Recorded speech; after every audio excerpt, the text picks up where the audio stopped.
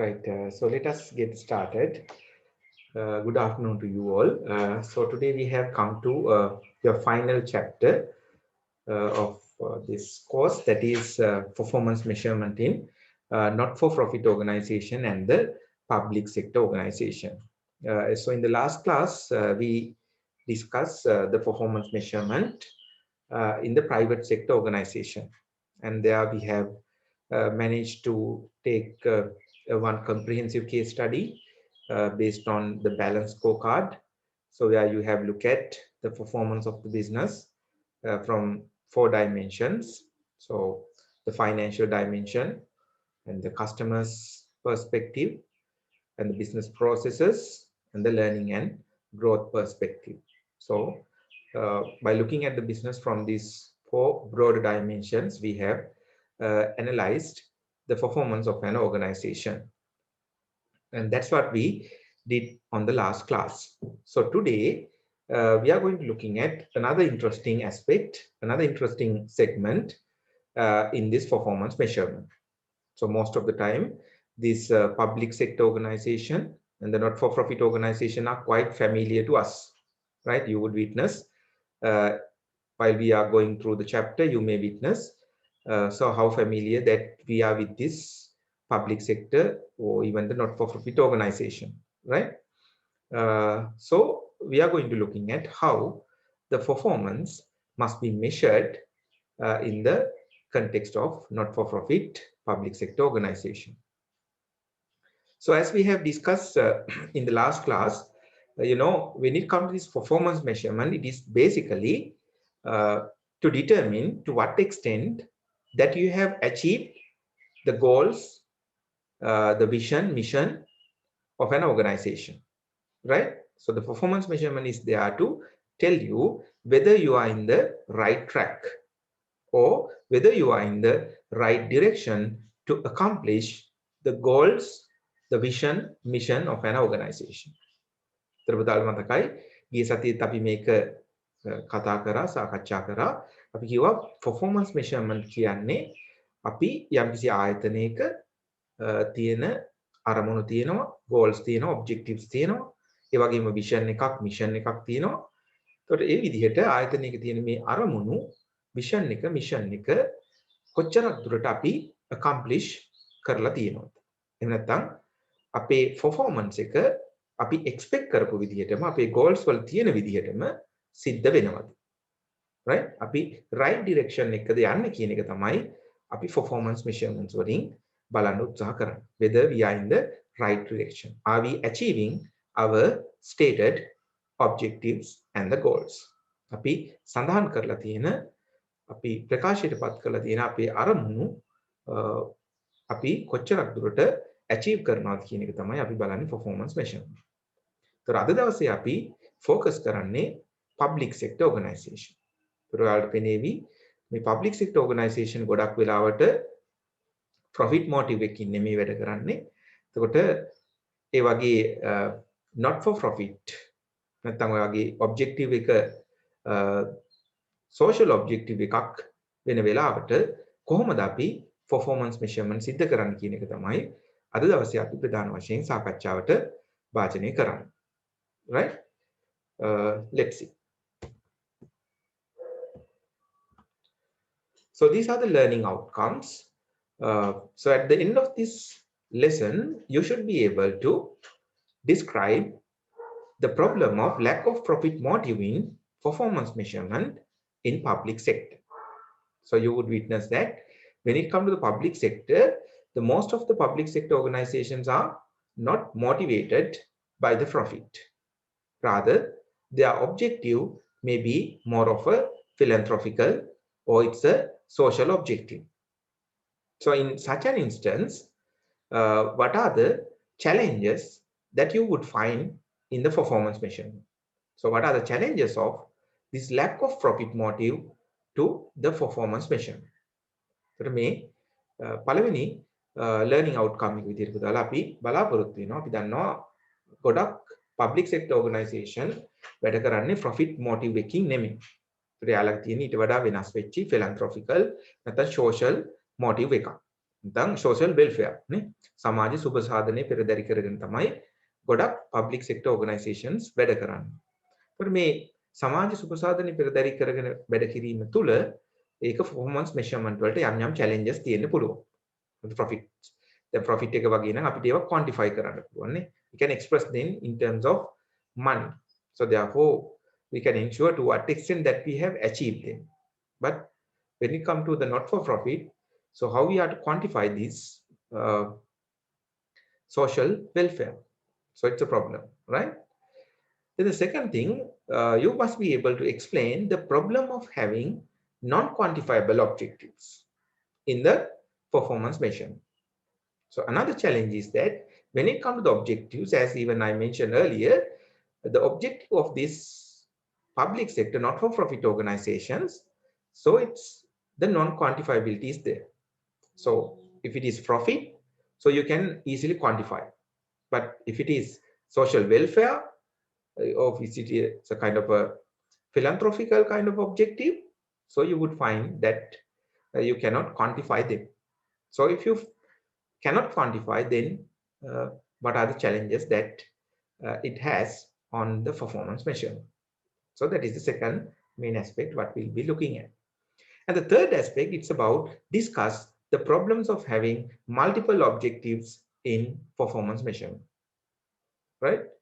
So third challenge එක තමයි public sector එකේ අපිට වෙනවා ගොඩක් වෙලාවට objectives ගණනාවක් තියෙනවා, the multiple objectives. So it is sometimes even conflicting objectives. So when you have multiple objectives, then how you are to do the performance measurement? So we'll be looking at. And then as a solution to these problems, we are going to discuss a way to measure the performance in the public sector.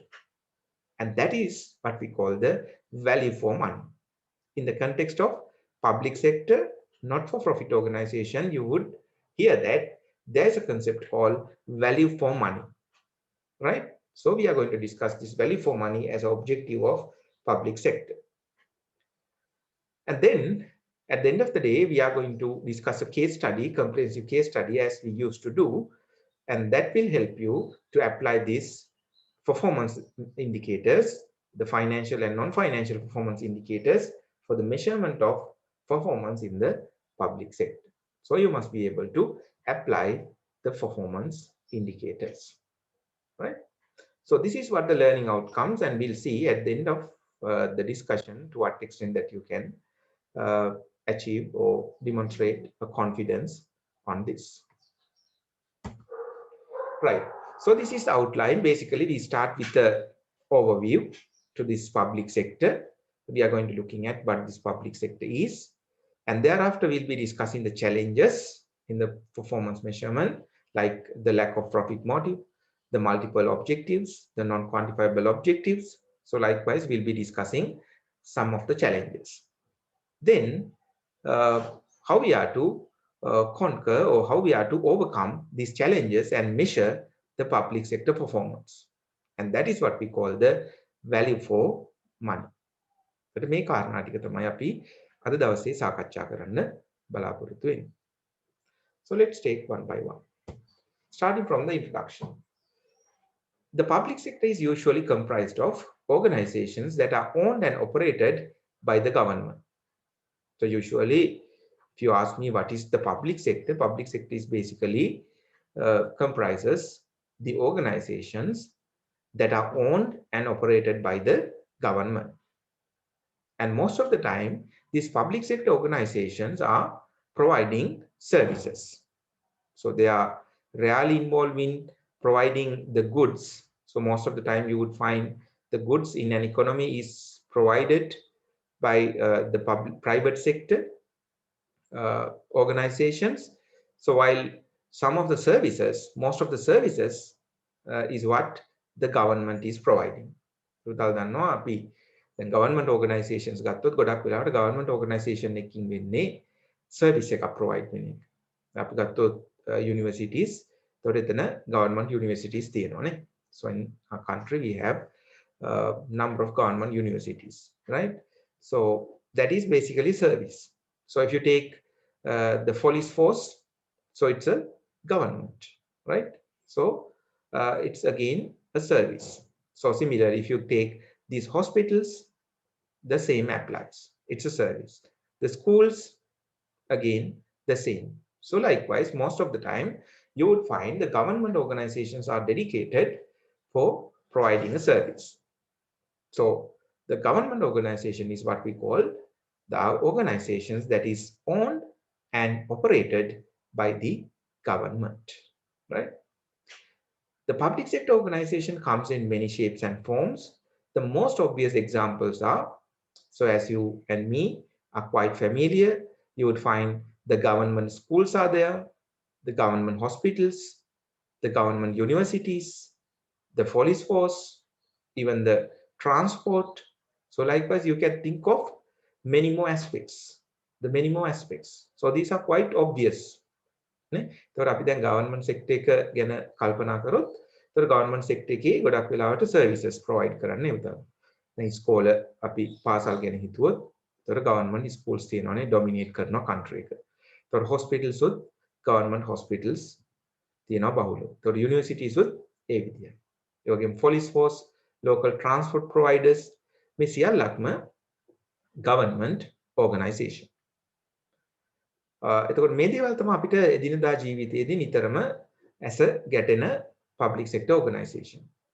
But there are many less visible organizations as well, such as regulatory bodies. But apart from that, you would find, so there could be many more organizations, even if you are to renew your license, so you might have to go to this road and traffic authority, right? So even if you are to obtain a kind of passport, so you need to go to the passport office. So if you are to get the national identity card, so you might have to go to the national identity card office. So if you are to pay a kind of a particular tax, right? The rates, if you have to pay, right? So as the citizens of a particular area, so you might have to take the service of the government organization. So it's more or less, you might have to take the service of the government regulatory bodies, right? So therefore, even those organizations would also include in this government. So likewise, the point what we are trying to make here is there would be many more organizations that operates and owned by the government. And most of these public sector organizations would operate as not-for-profit organizations. In the sense, they don't have an objective of profit maximization. So if you take a university, if you take a school, the hospital, the police force, whatever it is, you would find that they don't have the profit maximization as one of their overriding, or I would say the overriding objective. But අපි public sector organizations ගත්තොත් පුතාලා අපිට පේනවා මේ public sector organizations වල profit maximization කියන overriding objective එක නැහැ.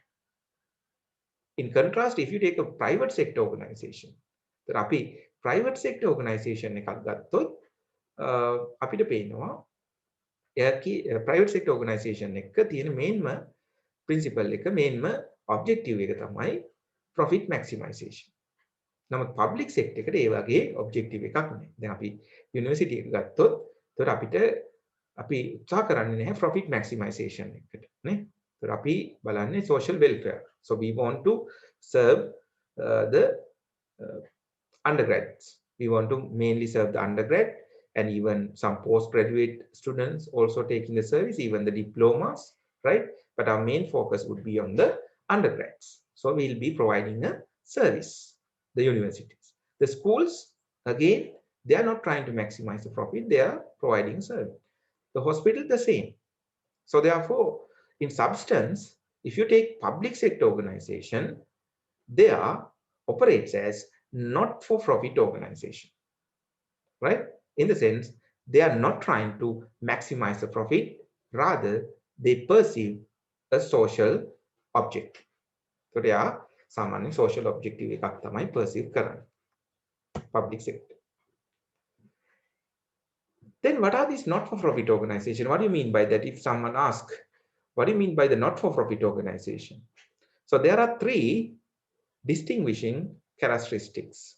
There are three characteristics which distinguish the not-for-profit organization from that of a profit-making organization. not-for-profit organization එකක් කියන්නේ.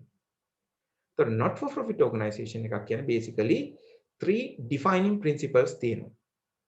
අපි බලමු මොනවද කියලා. The first one, it says that the not-for-profit organizations do not have external shareholders providing owners capital for the business, right? So the main characteristic, the main distinguishing feature is that they don't have external shareholders. So like in the case of companies, if you take a public listed company, if you take a private company, there they have shareholders and they are the ones who provide the capital. But in contrast, if you take this not-for-profit organization, they don't have the external shareholders. Instead, they may be having some founders. So founder කෙනෙක් ඉන්න පුළුවන් නේ. මේ යම්කිසි ආරමුදලක් වේවා, යම්කිසි not-for-profit organization එකක්, ඒකේ founder කෙනෙක් ඉන්න පුළුවන්. ඒක පටන් ගන්න පාර්ශවයක් ඒක found කරපු කෙනෙක් ඉන්න පුළුවන්. නමුත් shareholders ලා නැහැ. Those who provide the capital, right?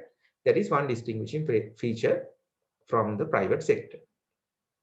Also, they do not distribute dividends. So if you don't have the shareholders who are providing the capital, then you don't have to pay a return. So it's very obvious. So therefore, the not-for-profit organization do not pay dividend. So any profit that is generated, right? So the not-for-profit does not mean that they are not making profit, but the precise way to define that, they are not motivated to make profit, or they don't have the profit as an overriding objective, but they do make profits. So if they engage in business activities, so they make profits, right? The profit or the surplus, what we call, is generated, is retained by the business as a further source of capital. The profit maker ඒ දේවල් අපි ව්‍යාපාරයේ source of capital එකක් විදියට පවත්ව ගැනීමක් තමයි කරන්නේ. Further, their objectives usually include some social, cultural, philanthropic, welfare or environmental dimensions. So basically look into the dimensions that is not necessarily provided in the market system, which is not necessarily provided by the private sector organization, the private sector profit-oriented organization. So they'll be basically motivated by the social objectives or the environmental related objectives, right? And nowadays it's a very hot topic, right? The environmental objectives, you can see that.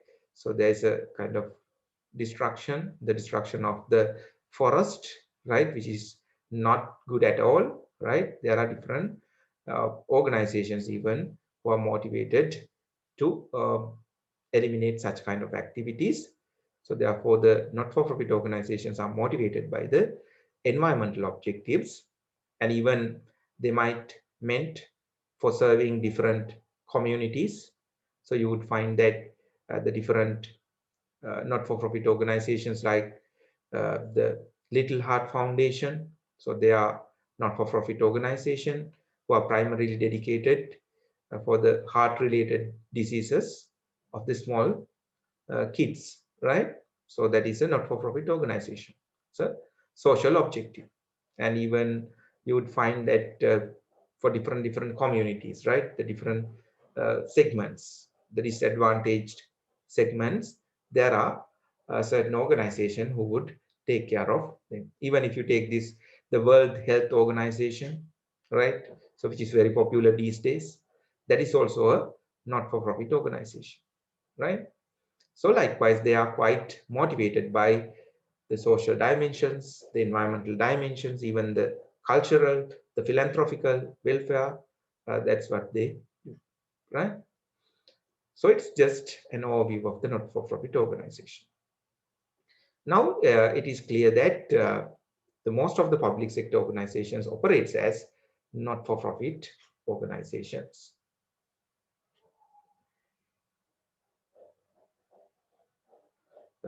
Yes, there's a question that you're asking that can we take public sector? Yeah, good question, Buddha. Good. So you're asking that can we get public universities as not-for-profit organization? Yes. So here basically, yes, I would say yes. So when it comes to the universities, it is governed and operated by the sorry, it's owned and operated by the government, right? And when it comes to their objectives, they don't have this profit maximization. So basically, an organization who do not perceive uh, the profit maximization, or who do not take this profit maximization as a kind of objective, so that could be a not-for-profit. So therefore, when it comes to the government universities in substance, so it's a government not-for-profit organization, right? Yeah, between the not-profit and non-profit and not-for-profit. No, Buddha, there is, I would say it's two words, the non-profit and not-for-profit. It is having the same idea. But the correct term is that not-for-profit. But sometimes we are using non-profit organization, but the very correct term for that should be the not-for-profit. That's not-for-profit organization. Yes. So even the associations, what you may be having, yes, it's a not-for-profit organization.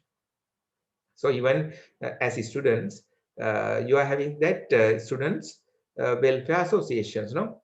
So if you take the accounting department, we have the students body AFMA. It's a not-for-profit organization. So it's for the benefit of the members. Even the other department would be having the same. Yes. Yes. And also the hospitals, the same, no? So again, here you have to apply the fundamental principle. What is that? The organizations who are not motivated to make profit. So it's public sector organization. Most of the organization, they are not motivated to make profit. The organizations who are not motivated to make profit falls under the category of not for profit. And that's how they work. Yes, that's a broad idea that you need to take, right? So what is that? The organizations who are not motivated to make profits. If you take police force, so are they motivated to make profit? No, they are motivated to provide the community with the security, right? So it's about the social welfare. So the organization who broadly perceive the social welfare could be the not-for-profit organization. Then it asks the public sector organization is equal the not-for-profit organization. No, even when it comes to the public sector, there can be certain organizations who are motivated to make profits. If a particular organization who are motivated to make profit, right, then that could be the public sector profit-oriented organization. So there can be certain, no, there can be some public sector organizations who are motivated to make profit, right?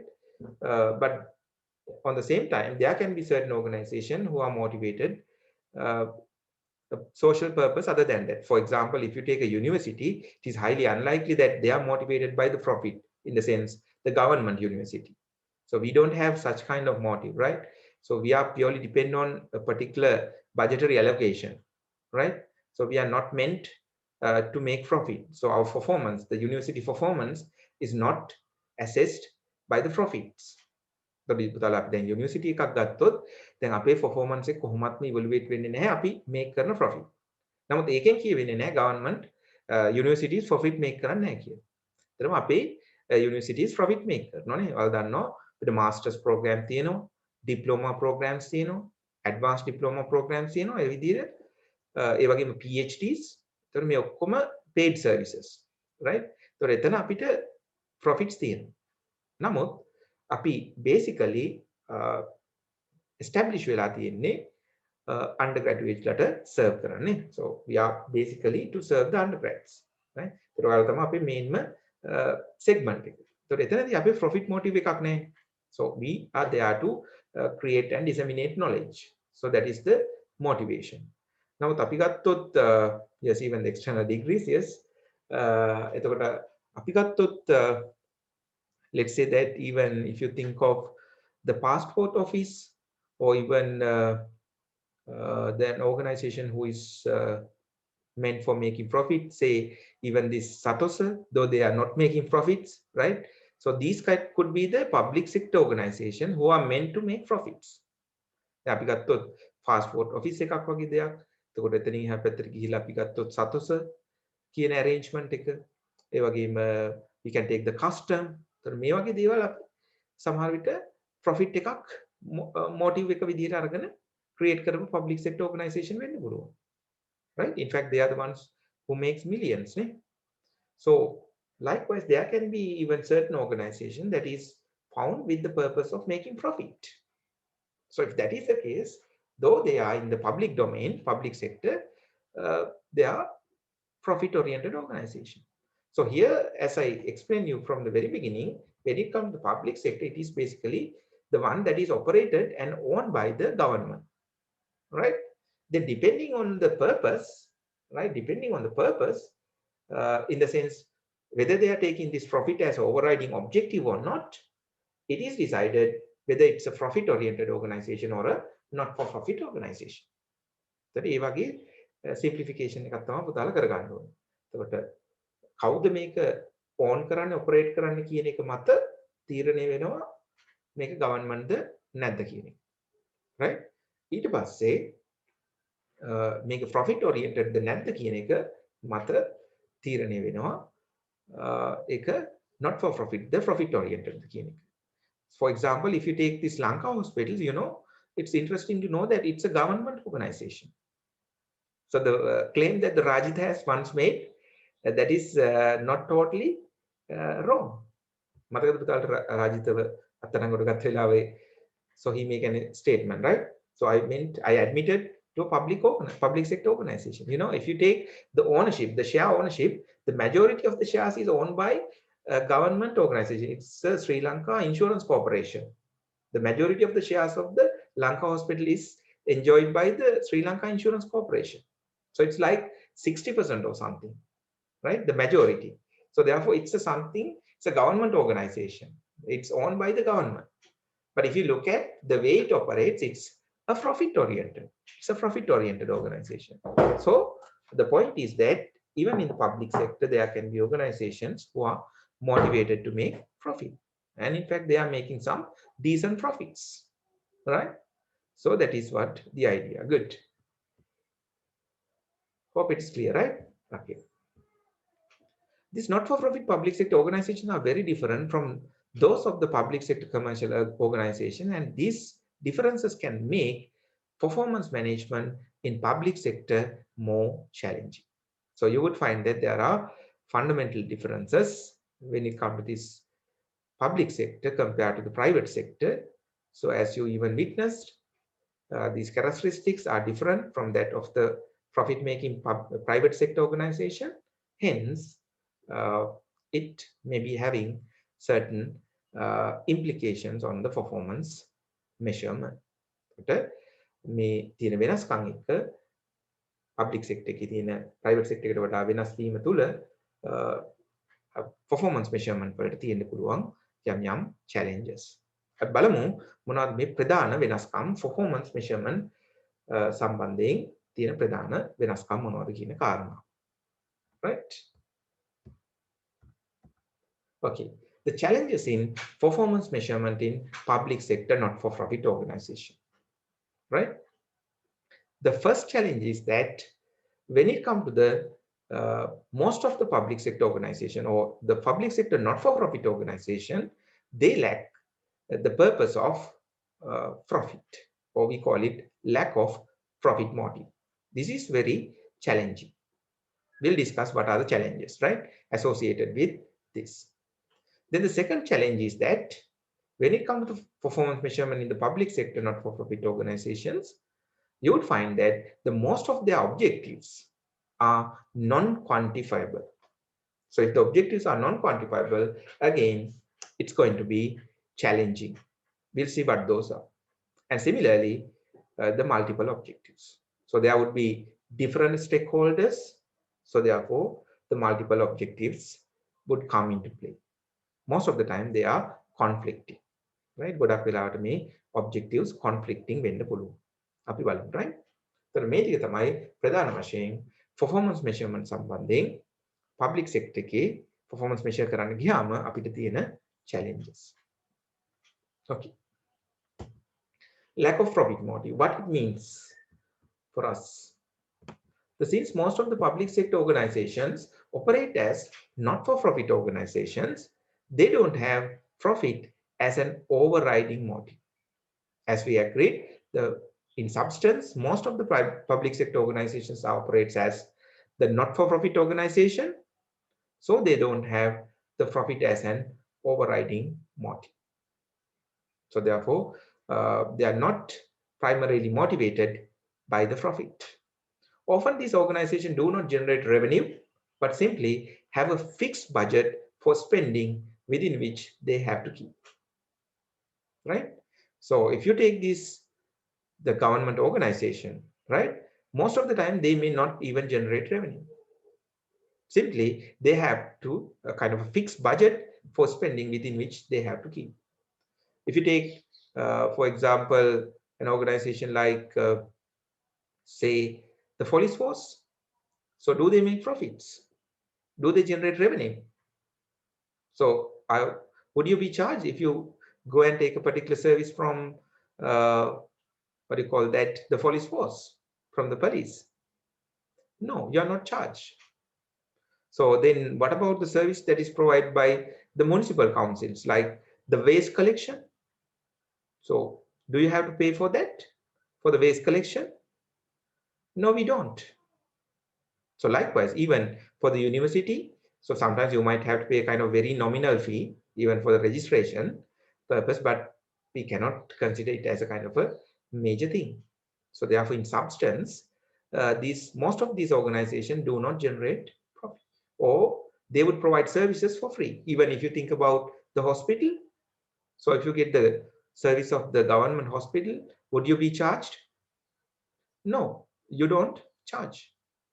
So therefore, most of these public sector organizations, they don't generate revenue, especially the police force, the hospitals, the schools, the universities. That's it.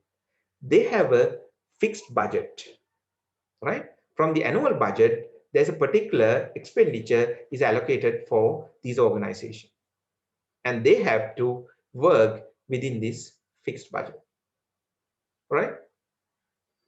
So therefore, they don't generate revenue, but at the same time, they have to operate within a fixed budget. Then what is the problem? The only financial measure. Hence, the only financial measure for most of the public sector organization is cost. So you can see that it's obvious, no revenue, but the cost. They have a fixed spending. This would mean that the positive progress would only be seen in its reduction.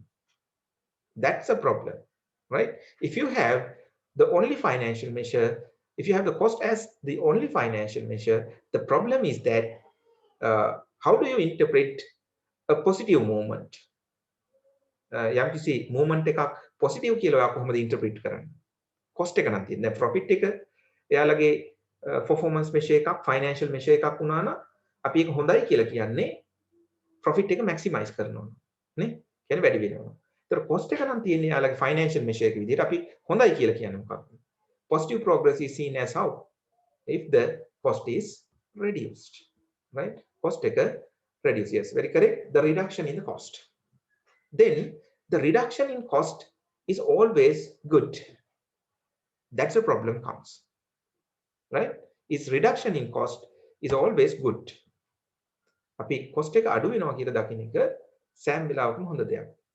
Think about the government reducing the expenditure on education. Think about the government reducing their expenditure on hospitals, on security, the police force. If that happens, would that necessarily mean a good thing? No, right? That's the biggest problem. This would be to the detriment of services and goals of the public sector organization. For example, if the municipal council reduces its spending on waste management, this would compromise the goal of clean and safe environment. Right? So, the municipal council එක වගේ ගත්තොත් දාලා එයාලගේ ප්‍රධාන goal එකක් තමයි clean and safe environment එක. නේ? එතකොට government එක municipal council එක අඩු කරනවා නම් තමන්ගේ කරන වියදම් waste management එක සඳහා එතකොට එතනින් අපි cost එක අඩු වෙනවා. නමුත් ඒකෙන් අපේ purpose එක achieve වෙනවද? නැහැනේ. එතකොට සමහර වෙලාවට දැන් සතියකට සැරයක් කුණු එකතු කරා නම් cost එක අඩු කරන්න කියලා මෙයාලට පුළුවන් සතිය දෙකකට සැරයක් කුණු එකතු කරන්න. එතකොට යම්කිසි cost එකක් save කරනවා. එතකොට ඒක necessarily හොඳ දෙයක්. So what about the clean and safe environment? Then thereafter there can be lots of diseases, the waste related diseases. The community would suffer. Then if you take this cost as a financial measure, that is the challenge. So therefore, now you should realize why the lack of profit measure is a lack of profit motive is a challenge. So if you take this cost as the objective, the main thing, or the main financial measure, so then sometimes it might mean that it would be detriment to the goals or even the services of the public sector. Right? So රටේ අධ්‍යාපනයේ කරන වියදම් එන්න මඩු වුණොත් ඒක හොඳ දෙයක්. ඒකට අපිට short term එකේ පෙනේ හොඳයි government expenditure අඩු වෙනවා. නමුත් අපි දන්න long run එකේ අනිවාර්යයෙන්ම the country is going to penalize. ඒකට රටක් විදියට අපි penalize කරනවා. So if you reduce the expenditure on the education, right? Further, it would also be difficult to define a cost unit for public sector organization. ඒත් එකම මේ profit motive එකත් එක්ක බැඳිච්ච තව කාරණාවක් තමයි when it comes to the public sector you would find it difficult to define a cost unit. But in contrast, if you take a private sector profit oriented organization, the cost unit could be pretty much obvious. So most of the time that may be the product or service that you would offer, right? But when it comes to the kind of public sector, you know that for your services, for most of the services, you are not going to charge any, right? So when it comes to the private sector, you know, for the service or the good what they provide, they are going to charge. So therefore, in the layman's language, the cost unit is nothing but what you charge for. නේ? අපි cost unit එක කියන්නේ නිකන් සාමාන්‍ය ව්‍යවහාරයෙන් ගත්තොත් අපි මොනවටද charge කරන්න කියන එකනේ. ඒකට යම් කිසි product එකක් හදන ආයතනයක නම් හදලා විකුණන ආයතනයක් නම් ඒ product එක. ඒකට ඒක cost object එකනේ. ඒකට ඒක අපි charge කරනවා. නමුත් public sector එකේ අපි ඒ වගේ charge කරන්නේ නැහැ. එතකොට අපේ cost unit එක මොකක්ද? For example, if you take this municipal council, what is the cost unit for the waste management department? Is it cost per tons of waste collected, or is it cost per household, or is it cost per tons of waste landfilled? Then මොකක්ද cost unit එක? ඒතර එක sensible එකක් වෙන්න පුළුවන් cost per tons of waste collected. ඒතර කෙනෙක්ට හිතෙන්න පුළුවන් අපි කුණු what do you call that tons of waste මොකක්ද ටොන් එකක් නේද? කුණු ටොන් එකක් එකතු කිරීම සඳහා යන පිරිවැය. එක මෙෂර් එකක් කියලා කියන්න පුළුවන්. එහෙම නැත්නම් cost per household. නැත්නම් එක නිවසකට අපිට මේ කුණු එකතු කිරීම සම්බන්ධයෙන් තියෙන පිරිවැය. නැත්නම් cost per tons of waste landfilled. දැන් අපි මේ landfill නම් කරන්නේ ඒ කුණු ටොන් එකක් landfill කරන්න යන cost එක. ඒත් මේ වගේ විවිධ cost unit තියෙන්න පුළුවන්. ඒක it is quite subjective. අපිට හරියටම කියන්න බෑ මොකක්ද cost objective කියන එක. Right? That is also another challenge when it comes to the public sector. So if it is a private sector, you would obviously know what is the cost object. But when it comes to the public, when it comes to private sector, you know what is most of the instances you know what is the cost object. But when it comes to the public sector, not for profit oriented organization, you would find it difficult to decide what it is. So depending on that, you don't know what to be minimized or what to be maximized, or you don't know whether it is cost per tons of waste to be minimized Or is it cost per household to be minimized? Or is it cost per tons of waste landfill to be minimized? දැන් cost එක නම් අපි minimize නේ කරන්න ඕනේ. ඒතර අපි minimize කරන්න ඕනේ මොකක්ද? එතකොට waste collect කරපු එකේට යට පිරිවැයද minimize කරන්න ඕනේ. එහෙම නැත්නම් cost per household minimize කරන්න ඕනේ. නැත්නම් cost per tons of waste landfill the minimize කරන්න ඕනේ කියන එක අපි දන්නේ නැහැ. එතකොට එතන problems තියෙනවා නේ. So that is the challenges what you may find. So it's about the lack of profit motive. So basically, if I summarize the main things here, the one thing what they have extensively discussed that the only financial measure is cost, but the reduction in cost is not always good. Sometimes it might compromise the goals, right? So therefore it's a problem. Government profit-oriented organization. Yes. So some of the government broadcasting organization. Yes. So in fact, we need to have that idea. We do not know what their motives, what their objectives are. If their objectives is to make profit, so there's a question that whether the broadcasting channels, the ITN and the Rupawahini, are they the not-for-profit organization, or is it a profit-oriented organization? In fact, we need to have access to the objectives of them. So if they have these objectives of making profit, so certainly they are going to be public sector profit-oriented organization. So if they don't have that, the profit as an overriding object, then it may be a not-for-profit, right? But as I knew that at the times when the broadcasting has first came to the Sri Lanka, so it was the TNL, I think, no? So that was the entity who has first introduced the kind of television experience to the country. But at that time, what they had the idea of providing that the service, that is their main motive. They don't have that profit as overriding one object. But I do not know that when it comes to this Rupawahini or ITN, whether they do have an objective to make profit. But I think most of the time they may be, though they are not being able to make profit. එයාලා මං හිතන්නේ profit make කරන්න අනිවාර්යයෙන්ම objective එකක් ඇති. නමුත් ගොඩක් වෙලාවට profit make කරන්න බැරුව struggle කරනවා තමයි අපිට ඒ ආයතන පේන්නේ, right? They are profit oriented but they still struggle. Right. In fact, so even if we consider why I'm saying that they are profit oriented, because if you look at the services what they provide, so they are basically charging for that, no? For the advertisements, so everything, they are not do that for free, right? Unlike in the case of this police force or the hospital, so they are providing this service for free. But when it comes to that Rupawahini or the ITN, they are basically sell that, right? They are broadcasting time, they are selling it. Hence, they are profit-oriented organizations, I believe, as I believe. Good. Right. Then the non-quantifiable objectives. So we discuss about the what do you call that? The lack of profit motive. Now the second challenge, it's about the non-quantifiable objectives. We'll see what it is. Okay, before we move on to that, yeah, would like to ask you, we keep on discussing. Do you have any questions? Yes. It's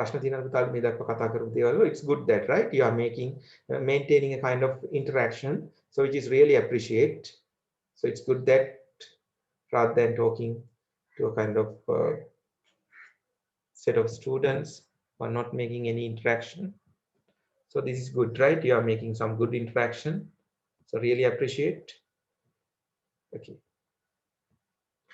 right, thank you. Then let us move on. Now let's move on to the second challenge, non-quantifiable objectives. What is that? The output of public sector not-for-profit entities is often difficult to measure. The output of the public sector not-for-profit entities is often difficult to measure. For example, how do you determine how much work a police force has performed? So how do you measure that? How do you claim? So what is the level of service that the police force has performed? So how much the work a hospital is performed, right? So therefore, basically, the benefits or the output of the public sector organizations, it's going to be non-quantifiable. You cannot quantify that. It is difficult to measure. Many, if not all of the benefits arising from the expenditure by these bodies are non-quantifiable. Or in other words, not in terms of monetary, you cannot measure. For example, most of the benefits of these public sector organizations would be of social welfare. So the public sector organizations වලින් අපිට ලැබෙන ප්‍රතිලාභ ගොඩක් වෙලාවට ඒක social welfare එකනේ. ඒකට අපිට ඒක measure කරන්න අමාරු. කොහොමද අපි මේ social welfare එක measure කරන්නේ? So how do you measure the service that is being performed by the police force? How do we quantify the service that is being performed by the hospital? So those benefits are quite non-quantifiable. So unlike in the case of the private sector. The danger is that if benefits cannot be quantified, then they might be ignored. So if you cannot quantify something, and there's a danger that you are going to simply, sometimes it may be ignored. So අපිට මේ වගේ not for profit public sector organizations වලින් ලැබෙන ප්‍රතිලාභ quantify කරගන්න අපහසු නම් එතකොට ඒක තුල තියෙනවා risk එකක්. මොකක්ද? සමහර වෙලාවට මේ benefits අපිට මග ඇරෙන්න පුළුවන්. We can ignore them, right? In order to overcome this issue, non-financial performance indicators are predominantly used to measure the performance in the context of public sector, right? Say for an example, so if you say that cannot have say it's a kind of a hospital, if we assume that, right? Say that one of the main purpose is that as the patients, so we might need to have a kind of a speedy service. නේ අපි කැමති government hospital එකට ගියාම අපිට speedy service එකක් ලැබෙනවා බලන්න. නමුත් so if the authorities of the hospital are, if they are not really caring about the level of service that is expected by the customers, the problem is that these benefits can be ignored. So sometimes your performance could be bad. So may government institutes, government organizations වල ඉන්න පුද්ගලයෝ සැලකිල්ලක් දැක්ුවේ නැත්නම් මේ government organization එකකින් ලැබෙන service එක සම්බන්ධයෙන් එතනදි වෙන්න පුළුවන් දෙයක් තමයි quality service එකක් නොලැබී යන්න පුළුවන්. ඒතකොට ඒක නිසා අනිවාර්යයෙන්ම මේ services යම් ආකාරයකට measure කිරීම වැදගත්. එතකොට අපි හිතුවොත් public sector එකේ දැන් hospital එකක් නම් if they don't they really don't care, right? If they don't care about the speedy customer service, so they simply take their time and they try to do the things leisurely, and then they simply provide a bad performance, or their performance is not up to the standard. නේ දැන් අපි දකිනවා ගොඩක් වෙලාවට අපි public sector organization එකකට ගියොත් අපි යම්කිසි කාර්යයක් කරගන්න අනිවාර්යයෙන්ම හොඳ time එක waste වෙලා ඒකට අපිට having a kind of frustrating feeling එකක් ඇවිල්ලා ඒ විදිහට තමයි අපේ service එක අපිට ලැබෙන්නේ. ඒකට ඒකට වෙන්න ප්‍රධානම හේතුව තමයි මෙන්න මේ කියන non quantifiability. ඒකට යාලකින් අපිට හම්බෙන්නේ social welfare එකක්. ඒකට මේ social welfare එක quantify කරන්න බැරි වීම තුල මොකක්ද වෙන්නේ? ඒ government ඒ employees ලා ඒක ගැන concern නැහැ. තමන් provide කරන service එක ගැන. ඒතර යම් ආකාරයක යාලගේ performance එක link කරලා තිබුණා නම් customer satisfaction index එකකට වගේ ඒතර යාලගේ performance එක evaluate වුණා නම් මේ customer satisfaction service වගේ index එකක් base කරලා අනිවාර්යයෙන්ම ඔයිට වඩා හොඳ service එකක් the people can expect. ඔයිට වඩා බොහොම friendly manner එකකට ඔයිට වඩා බොහොම ඉක්මනින් සේවයක් ලැබෙන්න පුළුවන්. ඒතර හොස්පිටල් එකකට උනත් අපි ගියා නම් ඒ අපේ අවශ්‍යතාවය බොහොම පහසුවෙන් බොහොම customer friendly විදිහට අපිට මේ සර්විස් එක ලැබෙන්න තිබුණා. එතකොට මේ government වල ලැබෙන social welfare එක quantify කරන්න අපහසු වීම තුල තියෙන දේ තමයි so this uh, performance or the objectives so can be ignored.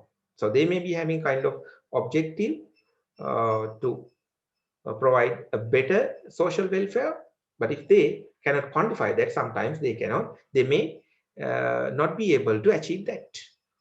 So therefore, you need to look for the ways for somehow to measure or to quantify these objectives. So therefore, one sensible way is that using the non-financial performance indicator. So like I suggested, for a public sector organization, they can have a customer satisfaction index. So if they have the customer satisfaction index, then in a way, their performance is measured, right? So that is about the challenge of non-quantifiable objectives. Then in order to overcome that, you can use the non-financial performance indicators. Are predominantly used to measure the performance in the context of public sector. So let's take an example. A hospital might use a cheaper cleaning firm because of the difficulties evaluating how well the cleaning is being done. So අපි දන්නවා university එකක් වේවා hospital එකක් වේවා some of the services we have outsourced, especially the cleaning. So the cleaning කියන එක අපි outsource කරන service එකක් ගොඩක් වෙලාවට because that is not one of our key areas. So therefore we might outsource this cleaning service. So this hospital has outsourced this cleaning outsource this service, and they are looking for a cheaper cleaning firm. ඒතකොට ඒත් එක්කම මෙයා outsource කරලා උත්සාහ කරන්නේ ගොඩක් cheaper cleaning firm එකක් ගන්න. මොකද අපි දන්නවා cleaning වල තියෙන benefit එක quantify කරන්න, cleaning වල තියෙන benefit එක අපිට measure කරගන්න බෑ. නේ? ඒතකොට කොච්චර දුරට clean ද කියන එක measure කරගන්න අමාරුයි. නේ? ඒතකොට ඒ challenge එක උඩ hospital එක උත්සාහ කරනවා cheaper cleaning firm එකක් අරගන්න. However, this may create certain problems. So if you rely on a cheaper cleaning firm, what can happen is that it may indirectly lead to the spread of infection, which is costly to eliminate. So if you rely on the cheaper cleaning firm, what can happen is that, so it might sometimes lead to spread of infections because they are handling this dangerous, what do you call that, waste, the hazardous waste, we call it the hazardous waste, not in the proper way, since they are focusing on the profits. It's a cheap one. So therefore, sometimes it might mean that it might ended up spreading more diseases. And the doctors and nursing staff may become demotivated as they are unable to carry out their own work efficiently. So if you find that the cleaning is not up to a standard, so sometimes the doctors and nurses could become frustrated, right? And also the general public may lose confidence in the quality of the service. And the customers, the general public, they may not be satisfied with the service what they receive, the quality of the service. So likewise, if you rely on some cheap cleaning firm simply because these benefits of this cleaning cannot be quantified on that basis, so it can end up creating certain problems. So therefore, what you must do is that, so somehow you must try to measure the benefits. Somehow you must try to quantify the social benefits that is given by these services. Then it says that to get around these problems, the hospital management can use satisfaction index to measure the satisfaction of doctors, the nursing staff, and general public on cleaning service.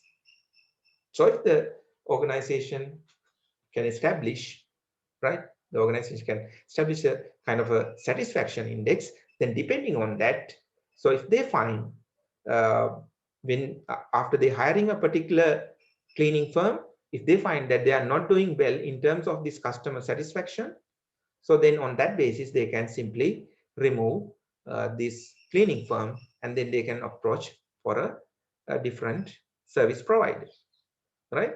That is the problem to get around the problem. So අපිට පේනවා public sector organizations වල තියෙන තව challenge එකක් තමයි ළමයි provide කරන service වල තියෙන benefits සහ යාලා ලබා ගන්න යම් services වල තියෙන benefits quantify කරන්න බැරි වීම. දැන් උදාහරණයක් මෙතන අරගෙන තියෙන්නේ අපි cleaning service එකක් නේ. ඒතකොට cleaning service එක තියෙන benefit එක අපි දන්නවා it's a clean and safe environment. ඒක තමයි benefit එක. ඒතකොට මේ benefit එක අපිට necessarily measure කරගන්න බැහැනේ. ඒතකොට ඒක නිසා අපි සමහර වෙලාවට cheaper cleaning firm එකක් මත depend වෙනවා වෙන්න පුළුවන්. නමුත් එහෙම cheaper cleaning firm එක depend වුණොත් සමහර වෙලාවට අපිට නොහිතන විදිහේ ප්‍රශ්න ඇති වෙන්න පුළුවන්. Spreads වෙන්න පුළුවන් diseases, infection, ඒ වගේම doctors and nurses can become frustrated, or even the general public can lose the confidence like ඒ වගේ දේවල් වෙන්න පුළුවන්. ඒතකොට ඒක නිසා අපි cleaning service එකක් වගේ service එකක් ලබා ගන්නකොට අපිට හොඳ basis එකක්, හොඳ measure එකක් තමයි customer satisfaction. So if you can have a kind of a customer satisfaction index, depending on that you can measure the benefits of this cleaning service. So therefore it would be a good way to get around the problem. So in a nutshell, in order to face these non-quantifiable objectives, what you can do, you can predominantly use the non-financial performance indicators. So මෙතන වැදගත් දේ තමයි non-quantifiable objectives තියෙනකොට අපි use කරන්නේ non-financial performance indicators තමයි predominantly, right? So that is the main learning point there, right? So it's about the non-quantifiable objectives. Yes. So before we move on to the next, so would like to ask you, so do you have any questions on this non-quantifiable objectives? බලන්න පුතාලා ඒක කොටස පැහැදිලිද කියලා මම ප්‍රශ්න තියෙනවා කියන එක.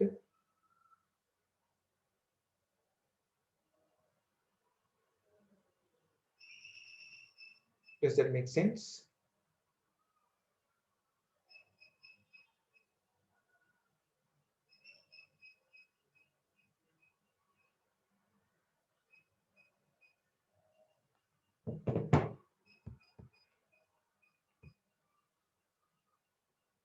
Right, okay. So let us move on to the next. The multiple objective. The third challenge, it's about the multiple objective. So if you look at this public sector, not-for-profit organization, the other aspect what you would notice, it's about the multiple objectives. The commercial organizations are likely to be mainly concerned with the shareholders, employees, customers, and their lenders. The commercial organization, they are basically concerned on the key or the powerful stakeholders, isn't it? So they need to definitely consider about their customers, the shareholders, the employees, and even the other lenders. So those are the parties what a commercial organization would mainly focus on. But the public sector organizations are likely to be interested in pleasing the providers of funding. Public sector organizations are likely to be interested in pleasing the providers of funding, the users of the service, and the taxpayer. But when it comes to the public sector organization, they cannot simply rely on a particular dominant party, but they might have to take a multidimensional perspective, in the sense they need to consider, in one hand, the fund providers, on the other hand, the parties who get the service, and on the other hand, even the taxpayers. So they need to bring this multidimensional aspect. These multiple stakeholders in the public sector organization can give rise to multiple objectives, which often lead to conflicts among the objectives. These multiple stakeholders, which is there in the public sector, would sometimes mean that the conflicting objectives. In the case of schools, for example, the parents would be happy to see more money spent on education. So if you think about a situation of a school, definitely the parent would be happy to see that the infrastructure facility is being developed. So therefore, they would see that the government is spending more money on education, the infrastructure, and even the versatile teachers, right? And even the different facilities that helps the students with their uh, extracurricular activities. Likewise, the parents would be happy to see that more money being spent. But if you take the taxpayers' point of view, right? The taxpayers may not wish to pay more taxes. If you again think it from the same parents, if you think that from the taxpayers' point of view, would they like to pay more taxes, right? So as taxpayers, they may not like to pay more taxes. නේ? ඒතකොට අපි එක පැත්තකින් කැමති අධ්‍යාපනය වෙනුවෙන් විශාල මුදලක් වියදම් වෙනවා දකින්න. ඒත් එක්කම අපි taxpayers ලා විදිහට අපි කැමති නෑ ගොඩක් tax ගෙවන්න. As a result, there's a need to prioritize objectives or to make compromises between the objectives. So when it comes to these multiple objectives, how the government should handle this, how the government sector organization should handle this, that is to prioritize and make compromises. So you need to identify when there are certain objectives in a particular scenario, you need to think what is the top priority, right? Then you must give more attention to that particular priority. And at the same time, you need to make some compromise, right? You need to make some compromise. You cannot achieve everything to the 100%. So therefore, you need to maintain some kind of a compromise, right? එතකොට government sector එකේ අපි තියෙන තව එක challenge එකක් කතා කරොත් ඒක තමයි multiple objectives කියලා අපි කිව්වේ. ඒකට මේ public sector organization එකට ආවම අපිට පේනවා විවිධ පාර්ශව ඉන්නවා. ඒතර එක පාර්ශවයක් තමයි government එක. ඒතර government එක තමයි fund provide කරන්නේ. යම්කිසි government organization එක. ඒතර අනිත් පැත්තෙන් අපිට හිතන්න වෙනවා users ලා. ඒතර යාලා තමයි customers ලා. නේ? එතකොට service එක ගන්න කට්ටිය. අනිත් පැත්තෙන් taxpayers ලා. එතකොට ඒ විදිහට තියෙනවා. Okay, what does it mean by taxpayers part? Okay, right, I'll after that. එතකොට government organization එක තියෙන තව පාර්ශවයක් තමයි taxpayers ලානේ. එතකොට අපි දන්නවනේ රජය මේවට වියදම් කරන රජයට සල්ලි ඉන්නේ කොහෙන්ද කියන එක. රජයට සල්ලි ඉන්නේ ප්‍රධාන වශයෙන්ම බදු ආදායම නේ. රජයේ බදු ආදායම. එතකොට taxpayers ලාත් government organization එකක් සම්බන්ධයෙන් කතා කරනකොට ප්‍රධාන පාර්ශවය. එතකොට මේ විදිහට පාර්ශව තුනක් ගැන අපි හිතන්න වෙනවා. සහ ඊටත් වඩා වැඩිනේ employees ලාත් ගැනත් හිතන්න වෙයි. ඒ වගේ විවිධ පාර්ශව ගණනාවක් ඉන්නවා public sector organization එක. එතකොට මේ multiple stakeholders ලා ඉන්නවා කියන්නේ multiple objectives. දැන් fund provider විදිහට government එකට යම් objectives තියෙන්න පුළුවන්. ඒතකොට service එක ලබා ගන්න පාර්ශව විදිහට government organization එකක් සම්බන්ධයෙන් අපිට විවිධ objectives තියෙන්න පුළුවන්, අදහස් තියෙන්න පුළුවන්. ඒ වගේම taxpayers ලා විදිහටත් government organization සම්බන්ධයෙන් යම් concerns තියෙන්න පුළුවන්. So they would like to see that these government organizations are becoming self-sufficient, they are making their own money, and even they are becoming more efficient. Likewise, the taxpayers would even have certain concerns. So මේ විදිහට public sector organization එකක් ගත්තාම විවිධ පාර්ශ්වයන්ට විවිධ අරමුණු තියෙනවා. Sometimes these objectives are conflict. මේ සමහර වෙලාවට මේ අරමුණු මතභේදාත්මකයි, ගැටුම් ඇති වෙනවා දේවල්. conflicts තියෙනවානේ. For example, if you take a kind of a school, the parents would be happy to see more money being spent on education. So as parent, if you take the point of view of the parent, if the government organization take the point of view of the parent would like to see more money being spent. But at the same time, if the government organization, if this school take the point of view of the tax holders, so you know the tax holders do not wish to pay more tax. So the more money being spent on the education means more tax being collected. then the taxpayers may not be happy with that. So it's a kind of a simple example. So therefore you can see that these are two conflicting objectives. In one hand, taxpayers don't want to see that more money being spent, but on the other hand, parents would like to see more money being spent. So then it's conflicting. Then how you are to handle this? So that is to prioritize. You need to prioritize. Out of these different objectives, you need to decide what is the most important one. What must be the top priority? You need to prioritize the objectives. Then having prioritized, and you might need to make compromises. You may not be able to achieve everything to the 100%, right? You may not be able to please the parents to the fullest. You may not be able to please the taxpayers to the fullest. But there, instead, you are going to have a kind of win-win situation. So you are going to please everyone to a certain extent while placing uh, some more emphasis on some of the objectives, right? That's what we call it. So it's about prioritizing and making compromises. So let's take an example and see, then it might make more sense. For example, if you take a hospital will have a number of different group of stakeholders, each with their own objectives, right? If you take a hospital, the one of the main parties interested in the hospital operations, that is the employees. As employees, they will seek a high level of job satisfaction, right?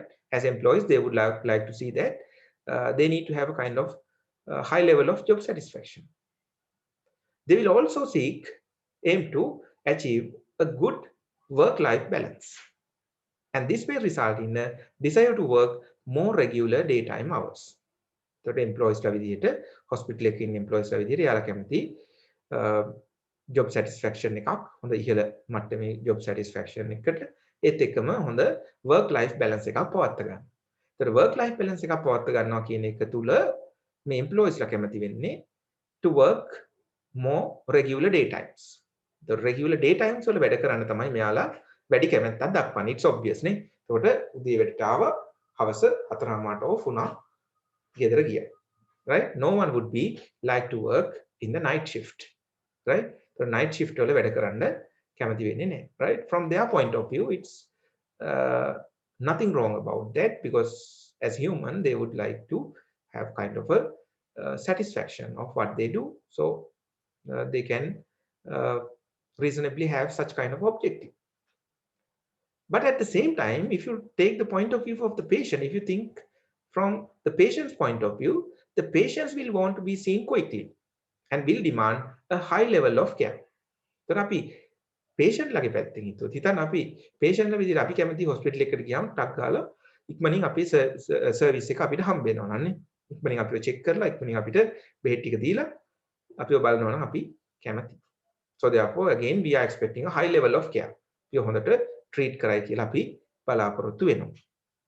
So even if you think it from the patient's point of view, even there is nothing wrong in that.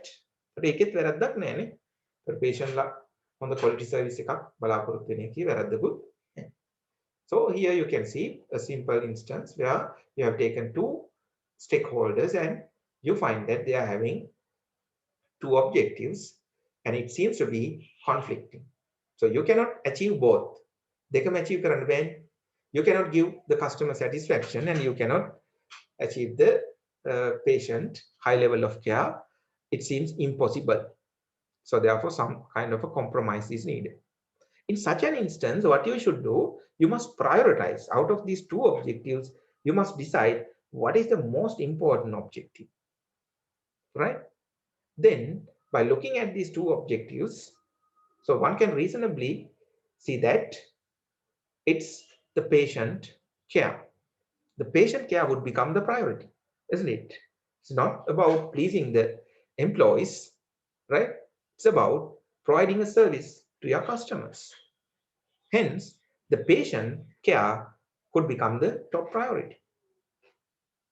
But at the same time, you cannot penalize the employees, right? So therefore, somehow you need to have a kind of mechanism to motivate these employees to work in the night shift. Sometimes you can introduce a good reward system. So you can say that the employees who are working in the night shift, so they are getting a particular kind of a higher rate. So they would be paid on a higher rate. Even they are getting some holidays, right? So likewise, you can design a particular reward package, or it's a kind of reward. You can design a particular reward, and then you can motivate these employees to work even in the night shift. Then if you do that, you can achieve the high level of patient care. Again, the employees would also be satisfied. But that is not the 100% what these employees want, because they were really want to work in the daytime, but somehow you have make a compromise and you make it to a situation where the employees would be pleased to work even in the night shift. So that is about the prioritizing and compromise. There's potential conflict between the objectives of two stakeholder groups. The hospital must prioritize the needs of different stakeholder groups. In this case, the standard of patient care would be prioritized above giving staff the regular daytime working hours that they would prefer. So අපි කිව්ව විදිහටම patient ලගේ care එක තමයි priority එකක් වෙන්නේ. ඒක top priority එකක් වෙන්නේ. Rather than giving staff the regular daytime working hours. Right? The staff එකට regular daytime working hours දෙනවා කියන එක hospital එක main priority එක වෙන්න බෑනේ. නේ? So therefore, you might need to think of that. However, in order to maintain the staff morale, an element of compromise should also be used. එතකොට නිකම්ම employees ලාට කියන්නේ බෑ ඔයාලා අනිවාර්යෙන්ම daytime එකයි night shift එකයි වැඩ කරන්න ඕනේ. එහෙම බෑ කියන්න බෑ. අපි patient care ගැන විතරයි හිතන්නේ කියලා ඔයාට ආයතනයේ management එක විදියට decide කරන්න බෑ. Right? එහෙම කරන්න පුළුවන්. එහෙම කරොත් ඒක it's going to negatively affect the staff satisfaction and also the staff morale. So therefore, what you need to do, you need to have an element of compromise. Compromise element එකක් අවශ්‍ය වෙනවා. For example, the staff may have to work shift, but may be given generous holiday allowances or other rewards instead. So අපි හිතපු විදියට අපිට පුළුවන් මේ employees ලට higher rate එකකට pay කරන්න. night shift කරනවා නම් ඔයාට වැඩි rate එකකට යන්න. ඒ වගේම තමයි you can have some generous holiday allowance. ඒ වගේම ඔයාට නිමාඩු දෙනවා. ඒවා නිකන් නෙමෙයි. ඒවා සමහර වෙලාවට paid leaves වෙන්න පුළුවන්. So ඒ විදිහට මොකක් හරි compromise එකක් සිද්ධ කරන්න අවශ්‍යයි. Right? Yeah, there was a question. Let's see.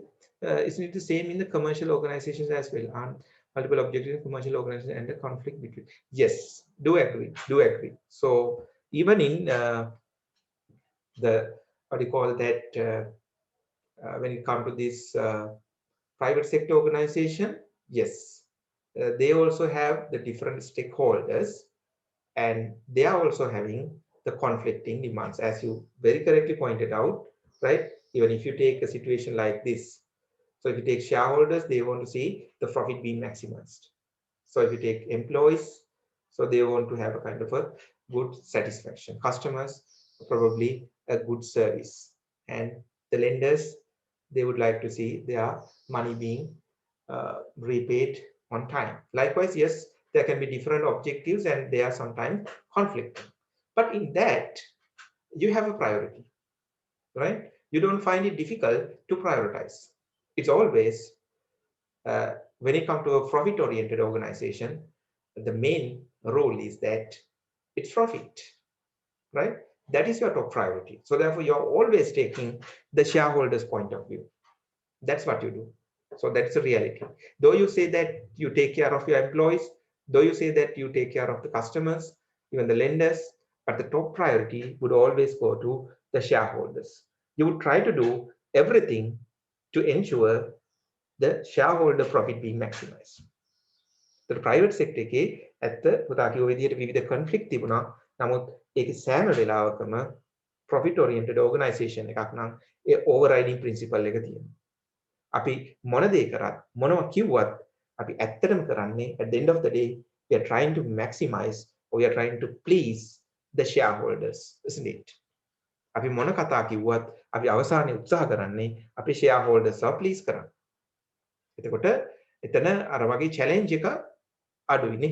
දැන් කවුද prioritize කරන්න කියන එක දැන් මේ simple example එක යම් මට්ටමකට පුළුවන්. නමුත් the reality could be very complex. කාගේ අවශ්‍යතාවද අපි prioritize කරන්න කියන එක. එතකොට ඒක challenge එකක් වෙන්න පුළුවන් public sector එකේ. නමුත් private sector එකේ සෑම වෙලාවකම overriding principle එකක් තියෙනවා.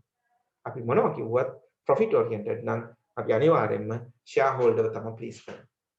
අපි employees ට අපි benefits දෙන්නේ as long as they contribute to the profit. So we are taking care of the customers as long as they can contribute to the profit. We are pleasing the lenders to the extent that they are contributing the profit. So therefore there is a strong business case for the commercial organizations. ඒතර අනිවාර්යෙන් තියෙන්නේ අපේ ලාභය වැඩි වෙන දේවල් තමයි අපි කරන්නේ. But when it comes to the private sector, public sector, that is not the case. They don't have that overriding objective. So therefore they find it difficult to see what particular objective to be prioritized. So the prioritizing and compromise is going to be really challenging, and that's why we are discussing this as a kind of a challenge to the public sector performance measurement compared to the private sector. එතකොට මම කිව් මේන්ම point එක තමයි අපි දන්නවා profit oriented commercial organization එකක් නම් ඇත්තම කතාව එයාට ඕන profit make කරන්නනේ. ඒකට එයාට ඒක රට ඕනම even in a disaster situation, even in this COVID pandemic නේ private sector profit oriented organization උත්සාහ කරන්නේම profit එක maximize කරන්න. ඒ කියන්නේ shareholders ලගේ gain එක වැඩි කරන්න. ඒතකොට ඒකනේ අපි දැන් රටට COVID testing kits ටික ගේනකොට ඒකිනුත් අනවශ්‍ය විදිහට ලාභ ලැබුණේ. ඉතින් වචන වලින් අපි වචන කිව්ව ඒකිනුත් ගසා කෑම. එතකොට අපි නිරෝධානය සම්බන්ධයෙන් කතා කරොත් ඒකත් මාකට් එකක් කරගෙන ඒකිනුත් profit බැලුවානේ. ඒතර අවසාන වශයෙන් ඇත්තම reality එක තමයි private sector profit oriented organization එක හැමදේම කරන්නේ profit එක වැඩි කරනවා. ඒතකොට යාලා employees ලා ගැන consider කරනවා කියන්නේ customers ලා ගැන consider කරන්නේ අනිකුත් shareholders ගැන consider කරන්නේ as long as they contribute to the profit and to the extent that they contribute to the profit. ඕකනේ reality එක. අපි ලාභයට කොච්චර දායක වෙනවද? ඒ වගේම yes ලාභයට කොච්චරක් දායක වෙනවද කියන principle එක මත පදනම් වෙලා තමයි අනිත් කට්ටියව අපි care කරන්නේ. But that is not the case for a public sector. It's challenging, but here we have only two, so therefore decision which become the priority could be easy, but there in reality there can be very complex because of the involvement of the different parties. So sometimes you might find it difficult what to be prioritized. Even when it comes to this public sector organization, the involvement of the politicians is even quite high. So in such an instance, you might find that at the end of the day, what is being prioritized, it may not be the customers who receive the service, but at the end of the day, it may be the concerns of the politicians.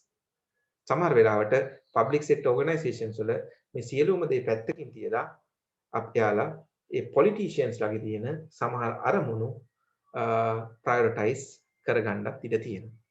So to be honest, and that is the reality නේ. ඒක තමයි සමහර වෙලාවට යථාර්ථය. ඒ නිසා the public sector, it's quite challenging, right? Does that make sense? So it's a very good question, Pudha, right? It's a very good question. Yes. Right. So that is the third challenge in the public sector. Now, what is the solution? Then if you find the performance measurement is challenging, then what we should do? Then should we refrain from the measurement of performance? Or what is that? We'll see. The performance of the public sector, not-for-profit organization, cannot be properly assessed by using the conventional accounting measures. So, owing to the challenges what we have discussed, now it is clear measurement of the Measurement of the performance of the public sector is impossible using the conventional accounting measures, because you cannot use this ROCE or ROI. Likewise, these measures or the net profit margin, and even what we have discussed in the last class, the financial measures, it's impossible. So the performance of the public sector, you cannot measure using the conventional accounting ratios. Hence, a common method of assessing the public sector performance is to assess the value for money. So in order to get around this problem, what you can do is that you can take the value for money as a public sector objective, public sector performance measurement model. So I would say that it's a kind of a performance measurement model. So when it comes to this value for money, what do you mean by this value for money? It's a kind of a model that has three main uh, components or three main dimensions. So in this value for money, it focuses on three main dimensions. Like the balance scorecard, we discuss about four dimensions: the customer, the financials, the learning and growth, the process, right? Here we are focusing about three dimensions, right? The one dimension is that we are focusing on the economy. The other one, it's about the efficiency.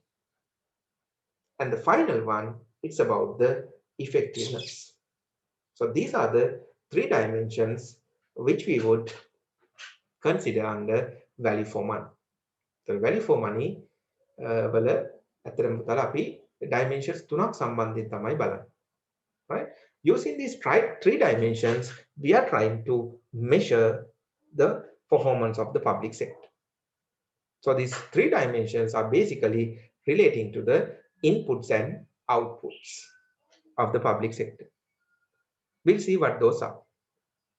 When it comes to measurement of the performance of the public sector organization, we can look at the economy. What do you mean by this economy? It's an input measure. You know, for the public sector organization, there must be input. Like the employees must be there, like the assets, the resources like property, plant and equipment. Likewise, different resources must be there for organization to be operate. If you take the if you take the university, you would find certain resources. You want to have the lecturers to operate this. You want to have the students to operate this. You want to have these buildings, right? Likewise, different resources must be there, right? Then when it comes to these resources, you want to ensure that you are going to use the cheapest possible resources for a government organization. So one way to maximize their performance is to use the cheapest possible resources. But at the same time, you are not only focusing on the cheapest possible, at the same time, it should achieve the quality. So සමහර වෙලාවට අපිට cheapest resources වලට යන්න පුළුවන්, හැබැයි අපේ purpose එක ඉෂ්ට වෙන්නේ නැහැ. නේ? එතකොට අපි cheapest possible වෙන්න ඕනේ කොහොමද? At the same time, it should help to maintain the quality. අවශ්‍ය වෙන quality එකේ දේවල් අඩු පිරිවැයකට ලබා ගැනීම තමයි අපි මෙතනදී focus කරන්නේ. So therefore, even if you are acquiring the computer resources, so that's why you might find that in the government institutes, always they are asking for the 3 quotations, and out of that, and they are taking the lowest. Even they are going for this bidding process, and they are taking the quotation, and they are looking for the kind of a lowest bid. At the same time, the quality must be achieved. So therefore, the one dimension that the public sector is really worrying about is the economy. So they need to consider about the resources, the cheapest possible for the quality required. Then the other dimension, but this public sector organization must be considered when it comes to the performance measurement, that is the efficiency. So efficiency, as you know, that it's simply a measure. It's simply a kind of a measure of the inputs and output. So the efficiency means the minimum input, maximum output. The minimum input, maximum output. So therefore, you can look at the performance indicators. So what help to ensure that you are achieving the efficiency. For example, uh, for a university, that you can work out the student lecturer ratio. So how many students per lecturer? So it's student lecturer ratio. So there you are looking at the input output ratio. And also you can similarly look at the usage of the resources. Say the usage of the library books, the usage of the computer resources. So that could be a kind of a measure of efficiency. So there you are focusing on the inputs and output, right? It's about the efficiency dimension. And finally, the effectiveness. Effectiveness is a kind of a output measure. You are looking at the output. You look whether the objectives are being met. You know, public sector organization, they have objectives. So you want to make sure that these objectives are being met. And when you are achieving these objectives, you are focusing about the economy, efficiency, and then you are achieving this effectiveness. So the effectiveness is the third dimension, which is a output measure. It looks at whether the objectives are being met. The objectives meet වෙනවා right? So you assess the effectiveness against the objectives. So depending on the objectives, you can set some performance measures, right? So this is how you practically do. When you come to a particular organization, you might consider about this, the economy, efficiency, and effectiveness as the guidelines. So in order to cover these three broad aspects, you are setting the performance measures, and then you are going to evaluate the performance. එතකොට අපි public sector organisation එක performance එක evaluate කරනවා නම් අපිට මේ framework එක ගන්න පුළුවන් පුතාලා value for money කියන framework එක එනවා අපි economy එකට අදාළව performance measures set කර ගන්න පුළුවන් efficiency එකට අදාළව performance measures set කරන්න පුළුවන් effectiveness එකට අදාළව performance measures set කරන්න පුළුවන් ඒ performance measures set කරලා අපිට බලන්න පුළුවන් කොච්චරක් දුරට මේ public sector organizations are achieving their objectives කියන කාරණා. So that is how this particular model is applied. Let's take an example and see, then the things would be more convenient. අපි example එකක් කරන් බලමු පුතාලා. The value for money. The value for money in a university would comprise the three elements of, let's take a university scenario and see. You can think about the economy. When you come to the university, the government organization, you can focus about the economy. This is about balancing the cost with the quality of the resources. So as I told you, you're not going to simply reduce the cost, but at the same time, you are going to ensure the quality being maintained. Therefore, it will review areas such as the cost of books. You can think about the university, then think about the resources. What about the cost of the books? What about the cost of the computers? What about the teaching staff? So likewise, you can think about different inputs, even the buildings, right? The infrastructure. So likewise, you can think about different resources that must be there for a university to be operated in a way to achieve their objectives. It recognizes that the organization must consider its expenditure. So here our focus is about the optimization of the resources, but so at the same time, in the optimization, you are going to ensure that it's not just the minimization of the cost, but at the same time, you are achieving the quality. So if you simply focus on minimizing the quality, minimizing the cost, it may be having certain negative implication, negative consequences. For example, if you just look at the low cost but poor quality teaching, or low cost but poor quality books, would sometimes negatively affect or hinder the student's performance. So it might negatively affect you, right? So if you rely on the low quality books, low quality staff, low quality teaching staff, so that will definitely affect negatively to the student performance and will damage the reputation of the university. So therefore, the economy, in the sense, you are going to maintain the quality while minimizing the cost. It's not just minimizing the cost. That's the point what it is trying to put. Then you can look at the efficiency aspect of a university. What is that? The focus on the efficient use of the resources, the minimum input, maximum output. So how often are the library books that are taken out by the students, right? What is the utilization of the computer resources, the IT resources? What is the percentage of their working time do lecturers spend teaching or researching? The lecturers are තමයි කාලේ කොච්චර වෙලාවක් teaching වලට dedicate කරනවද? Research වලට dedicate කරනවා. So it's සියල්ලක්ම efficiency. The minimum resources, the maximum output, right? Then finally, the effectiveness. It's about the objectives. It's about the achievement of the organizational objectives. Say, the percentage of the students achieving a target grade. The number of students are going for a degree with a class could be a good indicator. And the percentage of graduates who would find full-time employment within 6 months of graduating. මාස 6ක් වගේ කාලයක් ඇතුළත ඔයා students කී දෙනෙක් graduate වෙනවා. So say that it's a kind of a 90% or maybe 95% or something.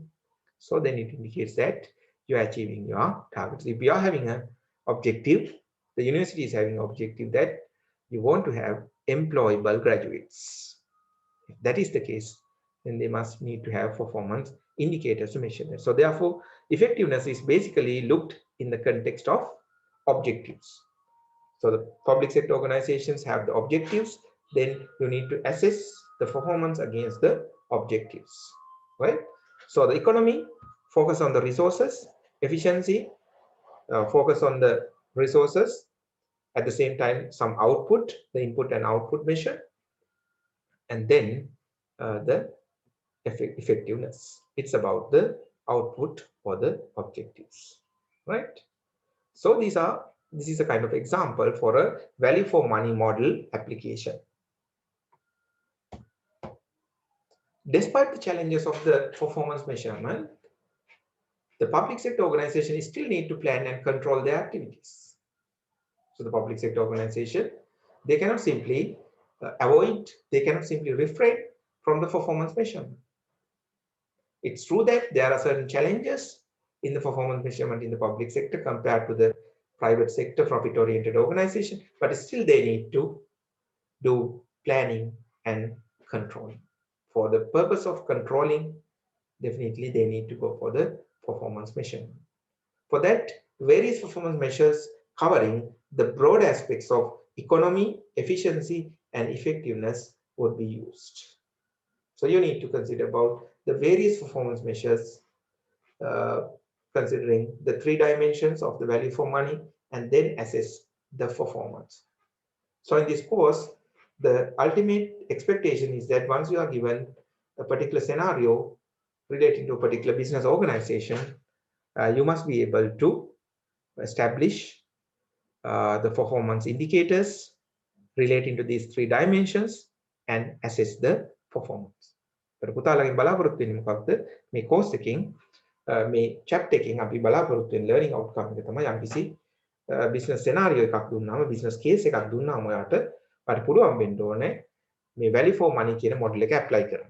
ඒ කියන්නේ economy, efficiency and effectiveness කියන dimensions වලට අදාළව suitable performance indicator එකක් decide කරලා ඒ ආයතනයේ performance එක measure කරන්න.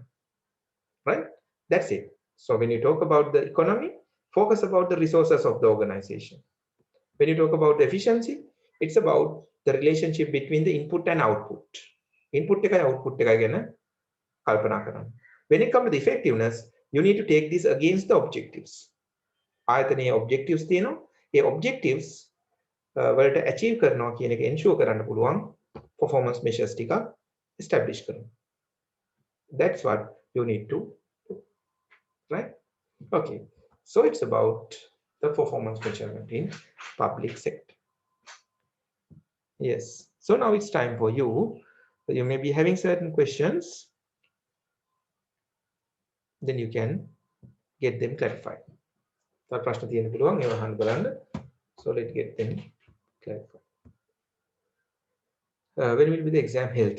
Is it in June or April? No idea with that. At the moment, no idea. It's not being decided But one thing I can say for sure that once it is decided that you are going to have the exam, so you will be communicated 2 weeks in advance. අනිවාර්යයෙන්ම විභාග තියෙනවා කියලා decide කරපුවම අර සති දෙකකට කලින් communicate කරනවා.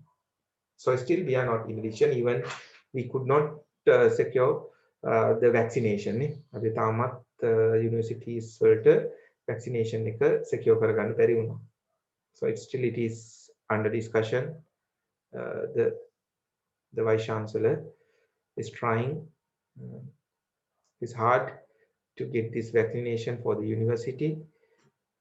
So without that, there's a risk taking the students to the university. So they may be still thinking of that. Right.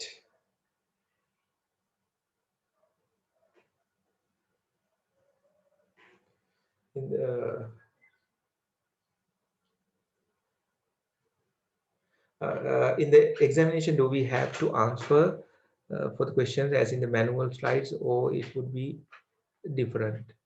No, Buddha, I don't think that you would have to produce the same as it is there in the manuals or slides. That may not be the case, but what you would find that you may be able to make some sense out of the things that you would learn and go and apply them in exam scenario. For example, if you take kind of business scenario about CVP analysis, so certainly you cannot write everything what you have learned. So you can simply go and apply what you have learned, and also reflect on some things that you have learned. So therefore, I think that you cannot simply produce what you have learned in the manuals. So you may hardly get a chance to do so. But instead, it's all about application. So in this course, you mainly expect the application. So you might have to work out lots of things. Maybe you need to work out the budgets, you need to work out the CVP analysis questions, you need to work out the process costing questions, you need to work out even the cases relating to the performance measurement and the standard costing. So likewise, you would be getting lots of things to work out. So therefore, you may hardly get a chance to remember the things and produce in the examination, because these are more of the things that you need to work out. මේ වගේ subject එක අපිට theory එක ගොඩක් ලියන්න එන අවස්ථා අඩුයි පුතා. ප්‍රධාන වශයෙන් තියෙන්නේ මොනවද දෙයක් work out කරලා ඒ තුල තියෙන අහන යම් ප්‍රශ්න වලට උත්තර දීමක් මිසක් අපි unlike in the case of management subject, unlike in the case of marketing subject, you have to remember anything. මතක තියාගන්න කියලා දේවල් නැහැ. එතන යම් දේවල්, so it's about understanding. යම් දේවල් තේරුම් ගැනීම තමයි වැදගත් වෙන්නේ, and the application. So we are focusing on the application, right? Good. Okay, so that's the end of the discussion on the lecture. Now we may go to a question, right? I told you that we are going to discuss one case as we used to do in the last class. Now let us take a case study. So it is there in your manual, the activity number 1, right? I'm taking the activity number 1. So activity, පළවෙනි activity එක අපි බලමු, right? Okay. So first, what I want you to do, I want you to simply read this case, right? You can take 5 minutes time, 5 to 10 minutes time, and read this case, and thereafter we may go and try to answer the requirement. So first, read the case.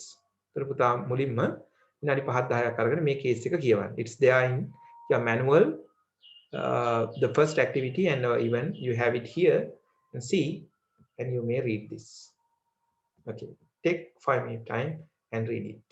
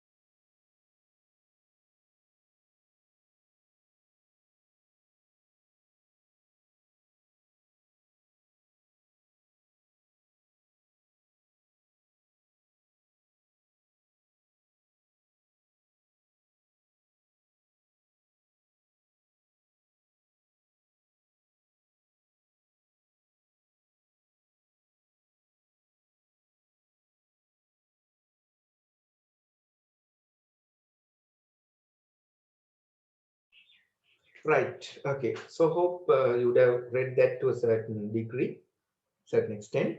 So let's see. Uh, the Colombo Municipal Council, the CMC, is a local government body which provides a range of services for the western province of Sri Lanka. So one of the CSC's tasks is to ensure that the waste is collected from the homes and business in the region. And here it comes in very important information. See, the goal for the CMC's waste management department is to maintain the Western province as a safe, clean and environmental friendly place where people and business want to stay in and return to. So, මම කිව්වා අපි දැන් public sector organizations වල basically apply කරන්න යන්නේ value for money. එතනදී effectiveness කියන්නේ ඒ ආයතනයේ objectives කොච්චරක් දුරට achieve කරාද කියලා බලන දෙයක්. එමනම් අපිට performance එක evaluate කරද්දී මේ objective එක ගොඩක් වැදගත් වෙනවා. So therefore when you are reading a question of this nature, you must place a great emphasis on the goal. Goal එකට ලොකු emphasis එකක් ඔයා දෙන්න ඕනේ, right? The need for waste collection is linked to public health concern, the desire to keep the streets clean and attractive, and the desire to increase the amount of rubbish which is recycled. The CMC is funded through the local taxes and does not charge its resident or business separately for most of its services. So you can see that. So it is funded through the local taxes and do not charge for the residents of the business, resident or business separately for most of its services, including waste collection. There is no public or political appetite for outsourcing services such as waste management. Political appetite එකක්වත් public appetite එකක්වත් නැහැ මේ service outsource කරන්න ඕන කියන කාරණාවට. So therefore in a way the people would be happy with the service what they are receiving. The waste collection is performed by the workforce using a fleet of vehicles. So they are collecting the waste using the fleet of vehicles. The waste is either taken to recycling plants or else to landfill sites for burying. එක්කෝ මේවා recycle කරන plants වලට අරගෙන යනවා. එහෙම නැත්නම් landfill sites වලට ගිහිල්ලා මේවා වල දාන එක තමයි කරන්නේ. Against a background estimate that waste will increase by 1% per annum in the future. එතකොට දැනට කරපු පරීක්ෂණයකින් අපිට පේනවා background estimate එකකින් 100ක ගානේ මේ waste එක වැඩි වෙයි කියලා අවුරුද්දකට. The national government has ordered local authorities to promote the recycling of waste and has set a target of 40% of all waste to be recycled by the end of 2021. The government එක target එකක් set කරලා තියෙනවලු 2021 වෙනකොට 140%ක්වත් මේ collect කරන waste ටික recycle කරන්න අවශ්‍යයි කියන එක. Currently, the country is in a recession and so local authorities' revenue have fallen as tax revenues reflect the poor state of the economy. වර්තමානයේ මේ local authorities වල revenue එක පහළ බහැලා තියෙනවා මොකද ආර්ථිකය recession එකක ඉන්නේ ඒ නිසා tax money collect වෙනවා අඩුයි ඒ නිසා that will show the poor state of the economy. Along with other local authorities, the CMC has tried to cut cost and so had focused on financial measures of performance. So the local authorities එකතු වෙලා CMC එක උත්සාහ කරලා තියෙනවා cost එක අඩු කරන්න, cost එක cut කරන්න. Has focused on financial measures of performance. As one of the area's largest employers, cutting staff number has been very difficult for CMC due to the impact on the local economy and the reaction of the resident. Employees level saving ඉවත් කරන එකත් හොඳ solution එකක් නෙමෙයි මේ CMC එකට තියෙන හොඳ solution එකක් නෙමෙයි මොකද ඒකට government residents ලගෙන් resistance එකක් එන්න පුළුවන් ඒ වගේම local economy එකෙන් resistance එකක් එන්න පුළුවන්, right? The current performance indicators used at the Colombo Municipal Council are drawn from the existing information system with national figures given for comparison.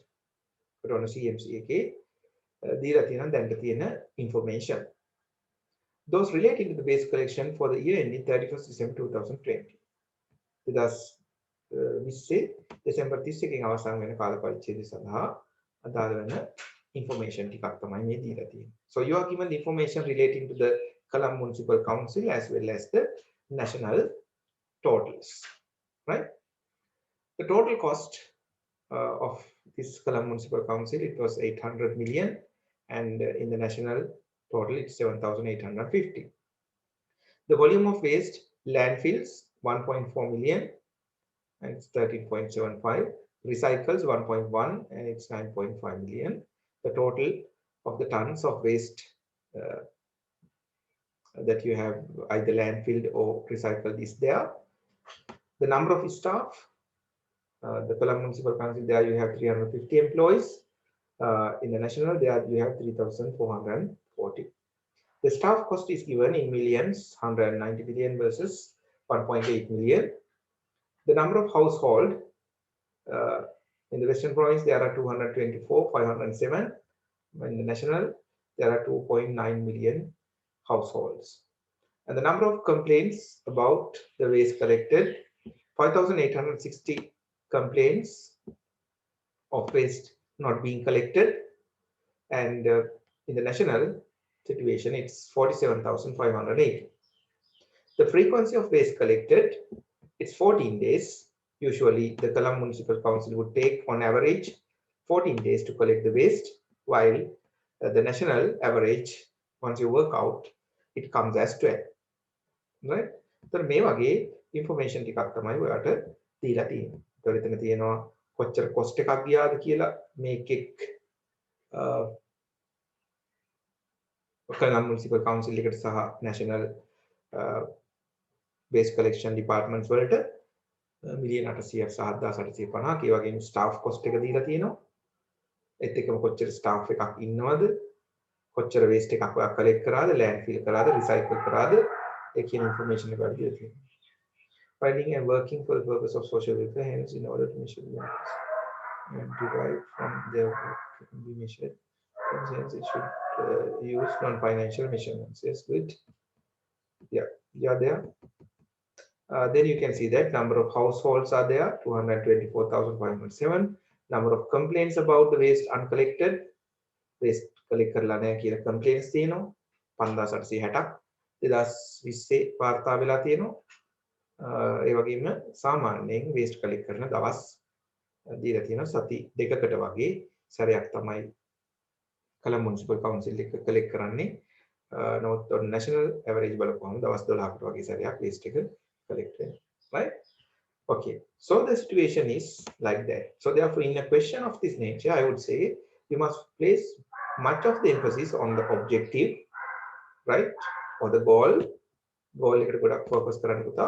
ඒත් එකම මේ දීලා තියෙන figures වලට භාවිතා කරන්න වෙයි, right? ඒ දෙක තමයි I would say the most important information, right? Now let's see, explain why non-financial performance indicators are particularly important to measure the performance of the public sector organization, such as Colombo Municipal Council. Non-financial performance indicators are important here. Yes, so I can see that two of you have provided the answers. Yes, really appreciate you're somewhere there. Let's look at the answers. The first is that they are mainly providing and working for the purpose of social welfare. Okay, hence in order to measure the benefits that derive from their work cannot be measured in monetary terms. Okay, so hence it should use the non-financial. Yes, so you say that it's the problem of quantification and you must rely on the non-financial measurement. Good, because the Colombo Municipal Council is different from private sector. Their lack of profit motive, have non-quantifiable objectives and multiple objectives. Yes, exactly correct. Yes, so here what you have to say that Puta, it's because of the three challenges what we discussed, isn't it? The first problem is that you find that the lack of profit motive. So here it was specifically mentioned that they are not getting a revenue for the services what they would provide. So therefore, there is a lack of profit motive. Hence, you might find that it is only the cost is the measure what you got, right? So therefore, the lack of profit motive could be one reason why you may have to focus on the non-financial performance indicators. And the other one, as we discussed, it's about the multiple objectives. So they are having the multiple objectives. So where you might have to make use of the non-financial performance indicators.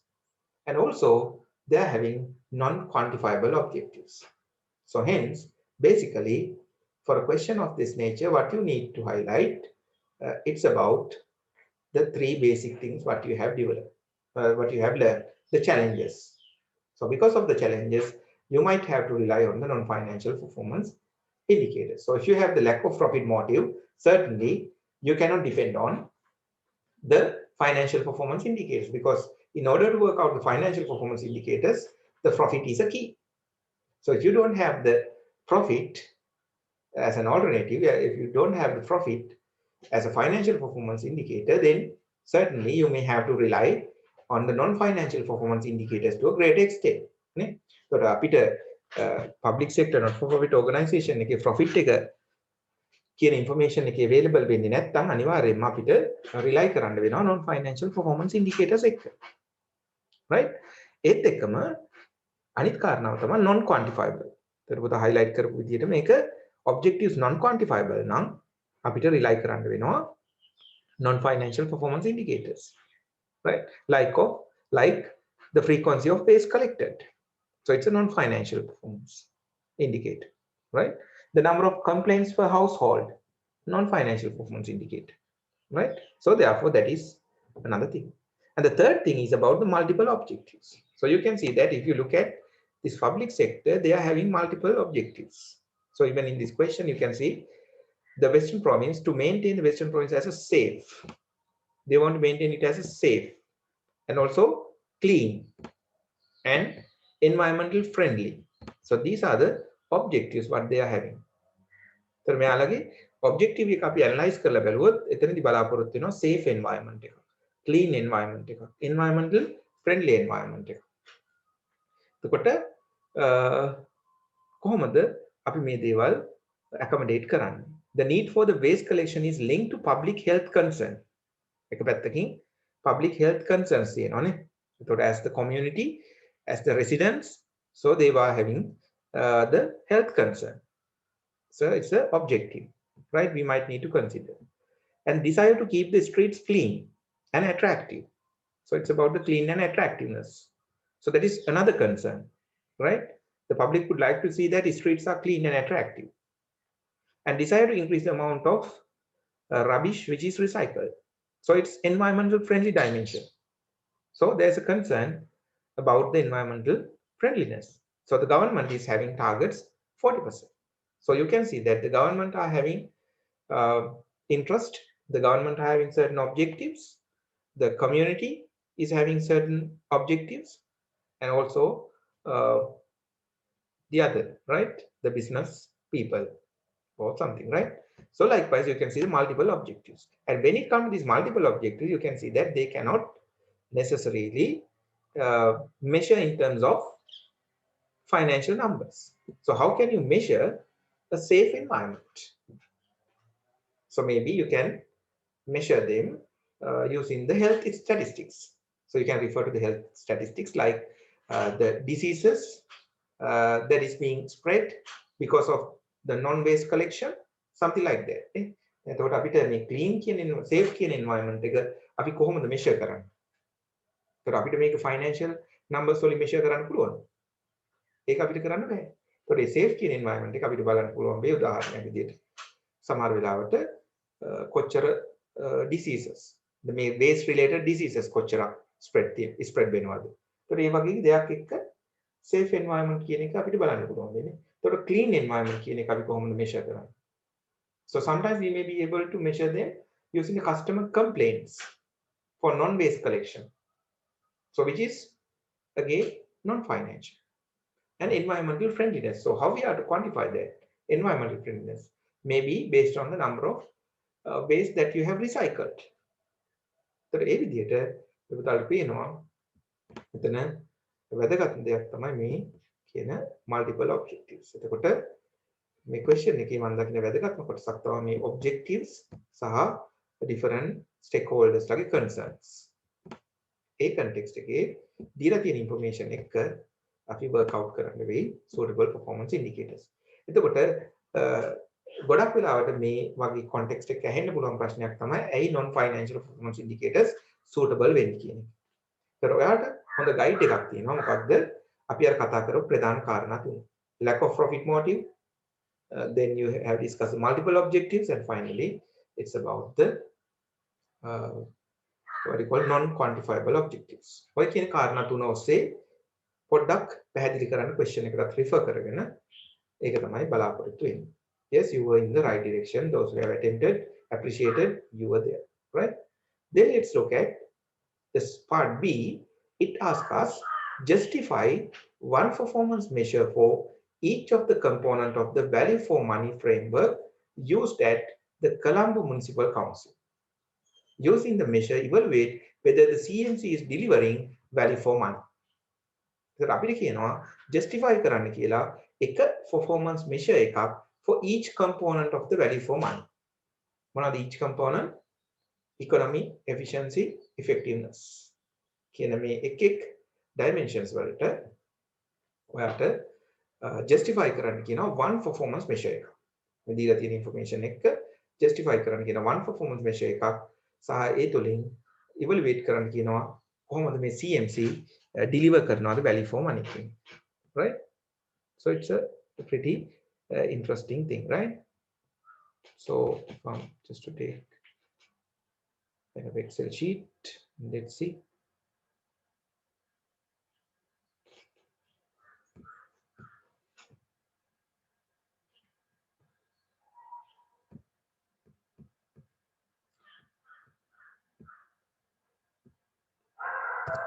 Right.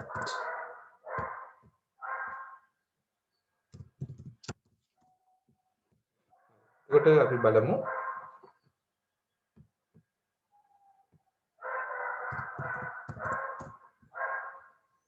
right. So can you see this what I'm sharing? So පේනවද Excel sheet එක? Thank you. Okay. Let me share the screen, right. හරි මම Excel sheet එකක් ගත්තා පුතාලා. Right, thank you. Okay.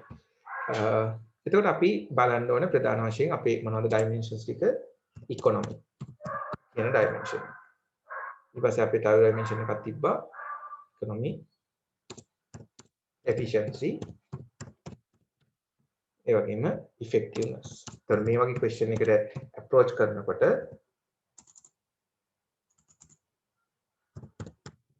කරන්න ඕනේ මුලින්ම මේ economy කියන්නේ මොකක්ද කියන එක පොඩි පැහැදිලි කිරීමක් කරන්න. Right? So you can mention that it's about optimizing the resources. So you are looking at the cheapest possible for the quality required. එතකොට මේ වගේ පොඩි අදහසක් කියනවා, right? I can say that it's about optimizing resources. පොඩි අදහසක් ඔයා දෙන්න ඕනේ මේ වගේ question එක, right? Yeah. Good. එතකොට efficiency එකටත් ඒ විදිහටම ඔයා කියනවා it's about minimum input or it's about maximizing the optimizing the inputs and output, or we can say it's minimum input maximum output. ඒ වගේ දෙයක් කියන්නේ. But effectiveness එක it's about the output measure, it's about achievement of objectives. මේ කියන කාරණා තුන තමයි මෙතන තියෙන්නේ. හරි. Yes, you have tried that. Let's see. So now it's time for you to propose a particular measure. Okay. For the efficiency economy, you suggest that using high quality garbage trucks and purchasing them in better way with cheapest prices from bestsellers and maintaining them well. Okay, so one thing that you're suggesting is that it's about focusing about the garbage collection vehicles. Okay, good. Garbage collection vehicles. Yes, it's really sensible. Garbage collection vehicles can have to focus කරන්න පුළුවන්. So we are going to take a kind of a garbage collection vehicles in the quality required, but at the same time the cheapest possible. But here, the problem is that to work out a ratio relating to this, we don't have adequate information. So it's particularly good that the area what you have picked, the problem is that we don't have the information available for that. Information work out performance measure. So because of that reason, we may not be able to develop a kind of a measure relating to that. So then I would request you to come up with a kind of performance measure that you can focus on the efficiency, that you can focus on the economy depending on the given information. තියෙන තොරතුරුත් එක්ක කියන්න බලන්න ratio එකක් අපිට economy එක කියන aspect එක capture කරන්න. How can we ensure that we are delivering the economy? Economy කියන එක අපි achieve කරනවා කියන එක අපි measure කරගන්න පුළුවන් වෙන performance indicator එකක් depending on the information available. So this is the information available. So look at the inputs. Input එක ගැන හිතන්න බලන්න.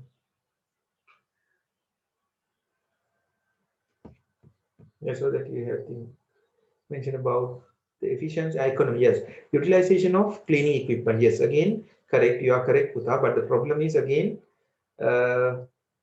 it's not the utilization. No? Utilization relating to the efficiency. Staff cost. Yes, very correct. So you can see that the staff cost here, it's a kind of an input, main input, isn't it? The staff cost. You can see that you have the staff cost of 190 million and the number of staff that is 350.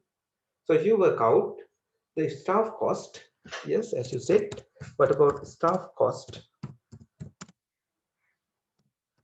per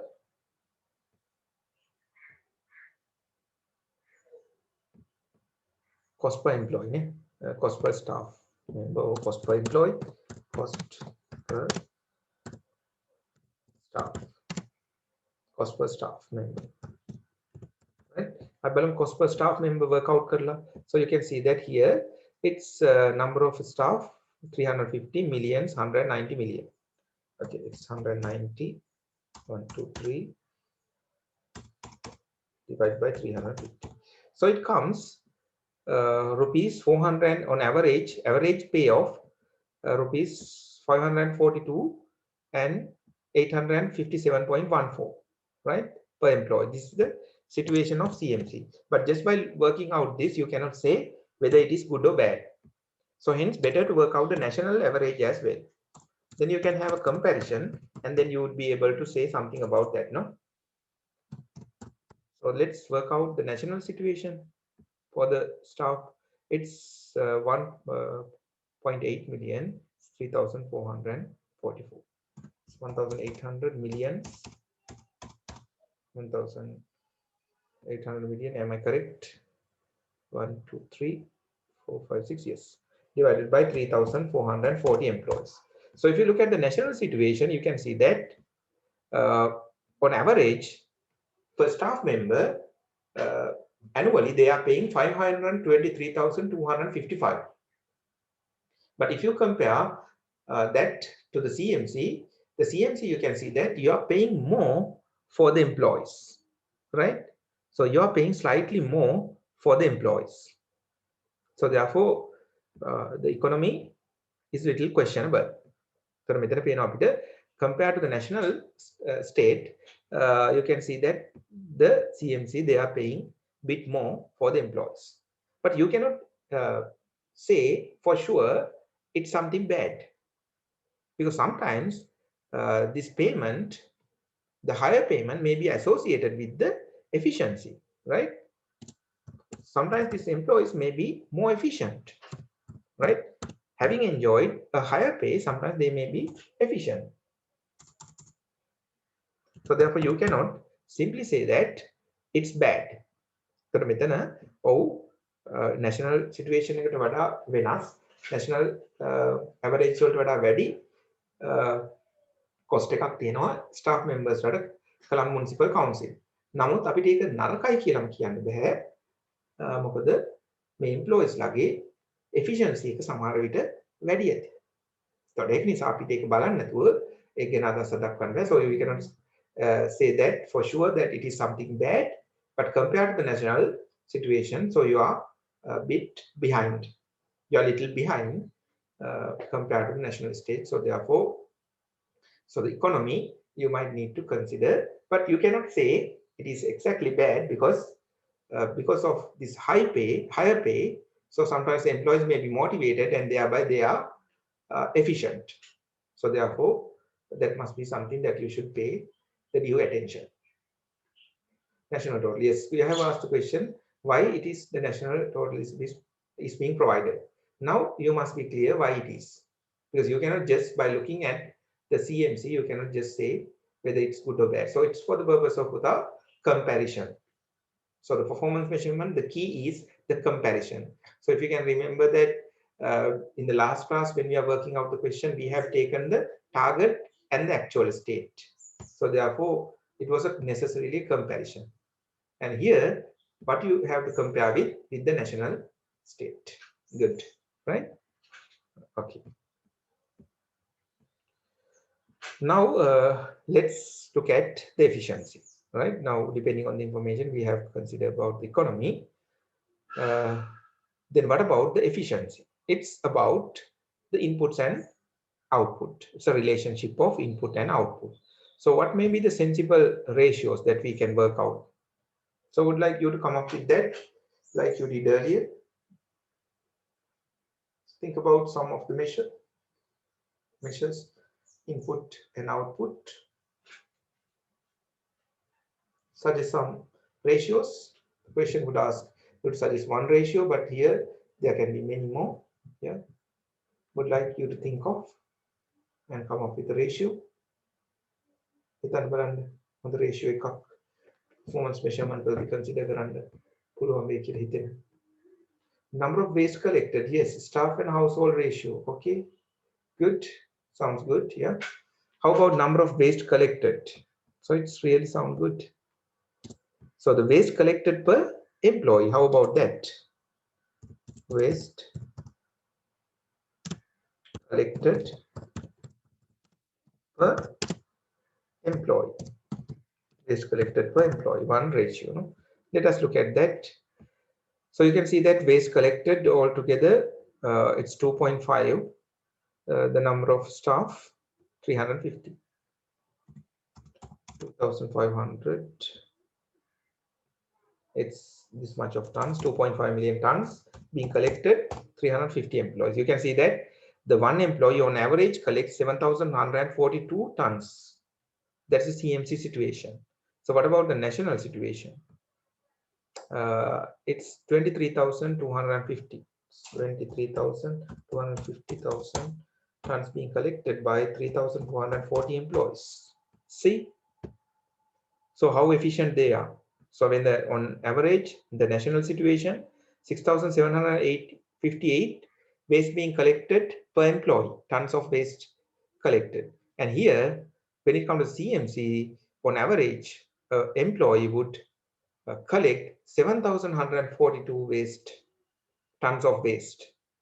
So therefore, the question, the thing, what we have doubt earlier, now it is being proved. You can see that the employees of the CMC are efficient. So therefore, this is not necessarily bad. So therefore, we should not just rely on this number, and we shouldn't have predicted that the economy is not being achieved. So even though we pay some more, you can see that it's been provided us with the results in terms of efficiency. So therefore, waste collected per employee shows that. Okay, good. That is one possible measure. The staff household ratio.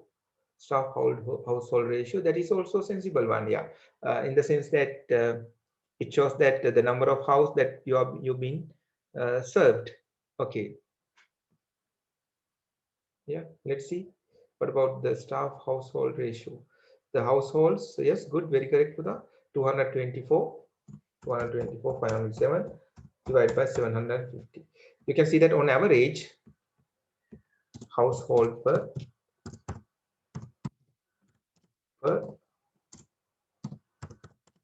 employee. Yeah, you can see that an employee serves on average 641 house.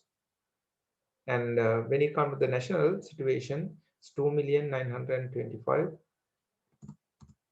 25, and 95, 786, 6 divided by 3,440. Yeah, so you can see in the national situation, they are serving on average 850 houses. So according to that measure, it shows that the Colombo Municipal Council is not doing good in terms of the household that is being collected. But at the same time, you can see that the waste that is generated by this household is comparatively high. So therefore, you could have combined these two ratios and could make some sense out of that.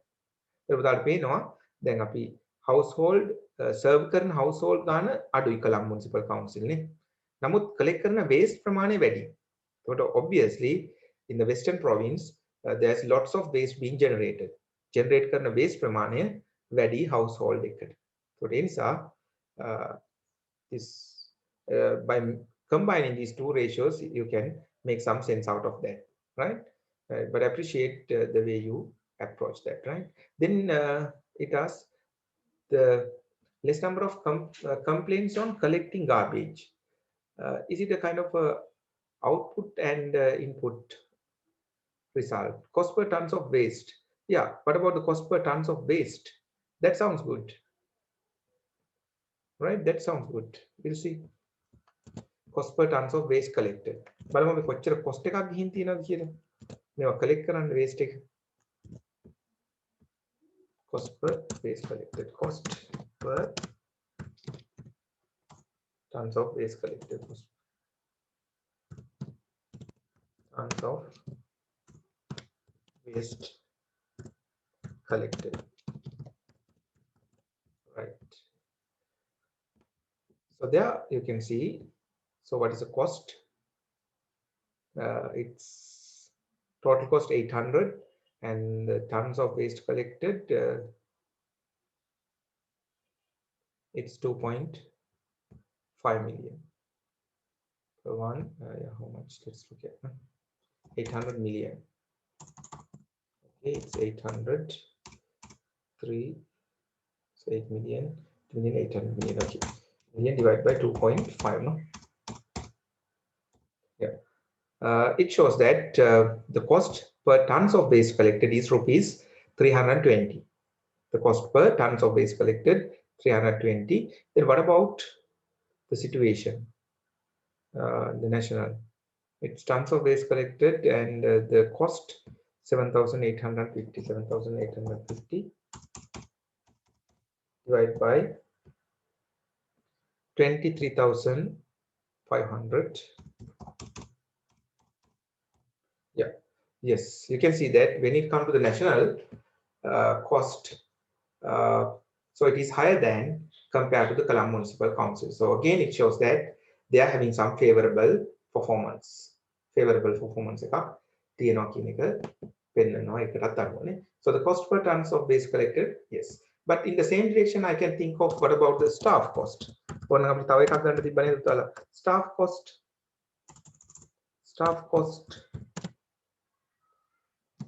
per tons of waste collected. Of waste collected.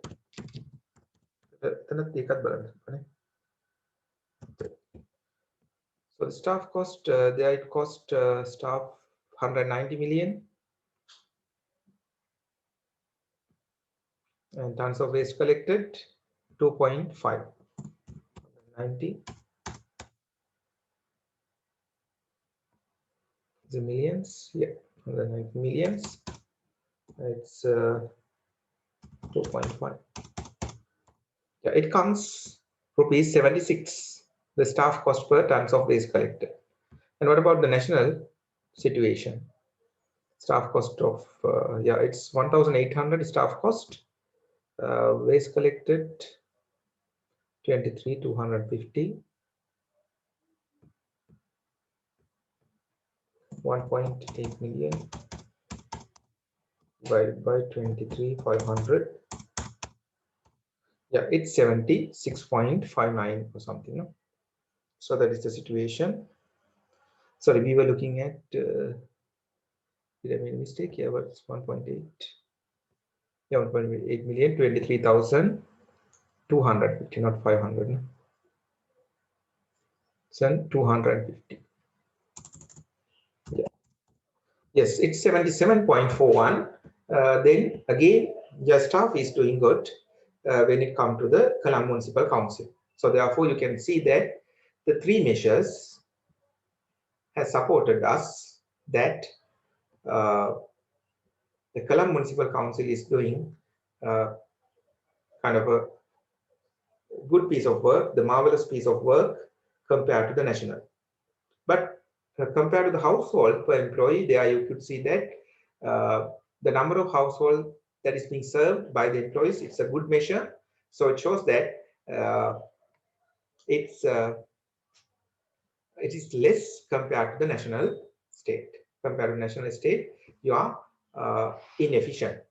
But here, this measure itself may attract some criticism, because here, compared to a measure like this, if you take the waste collected per employee, the number of house being served can be less, but still the waste that is being collected could be high. නේ? ඒකට ඒක තමයි reality ගන්න. සමහර වෙලාවට අපිට කොළඹ වල තියෙන නිවාස ගාන අඩු වෙන්න පුළුවන්. හැබැයි යාර ජෙනරේට් කරන waste එක compared to the national වැඩි වෙන්න පුළුවන්. ඒකට මේ ratio එකේ සමහර විට ඒක essence එක capture නොවෙන්න පුළුවන්. ඒකට ඒ නිසා ඊට වඩා comprehensive measure එකක් මම හිතනවා මේ waste collected per employee. But good, the thinking is good, right? Appreciated. Right, and again, I would like to comment on that you thought of taking number of complaints per employee. Employees that තියෙන complaint එක පුතා necessarily output එකක්ද complaint කියන එක. Yes, employees ලා ගත්තොත් ඒක input එකක්. ඒතකොට ඒක employees ලාට තියෙන output එකක්ද complaint කියන එක.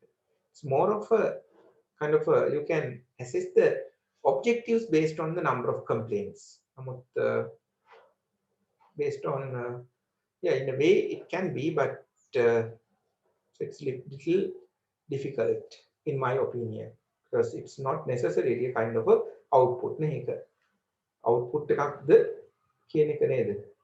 So it's about the complaints, it's something that they may not, it's more of a output, it's more of output in the sense it's an output measure. The complaints would relate to output measure. දැන් employees රට සමහර වෙලාවට ඒක control එකක් කරන්න බැරි දෙයක් නේ. දැන් උදාහරණයක් විදිහට waste collect කරනවා කිව්වොත් employees රට පුළුවන් තමන් waste collect කරන ප්‍රමාණය කොච්චරද කියන එකට බලපෑම් කරන්න. ඒතර අතනත් වක්‍රාකාරයෙන් තියෙනවා. හොඳට serve කරනවා නම් complaints ප්‍රමාණය අඩු වෙනවා. නමුත් drawing a kind of a direct link, it may be a little problematic, right? So that is the thing, but still, yes, even it sounds good to a certain extent. That sounds good though. Yeah. Now we are coming to the effectiveness, the achievement of objectives. එතකොට අපි බලන්න ඕනේ objectives මොනවද? ඒතර පළවෙනි objective එක අපිට පේනවා they are focusing about the safe, right? The safe environment. And the second one, it's about the clean, right? The desire to straight to clean and attractive. And the third one, it's about the environmental friendly or the recycled. So therefore, broadly, you can take the three aspects, three concerns are there. You would like for the environment to be safe, the safe environment, one objective. The other one could be the clean environment, clean and attractive environment, right? Environment, it need to be environmental friendly. Environmental friendly. Environmental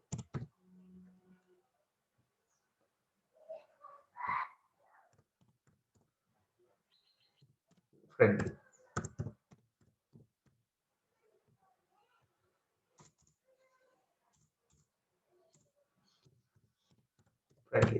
Make a karna tuna, right? Safe environment, clean and attractive environment, environmental friendly.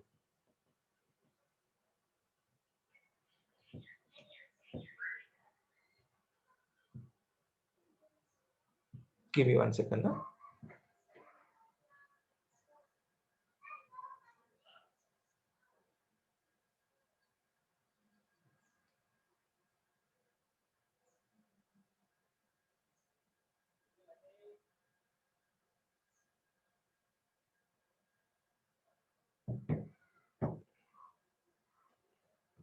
Right. Okay.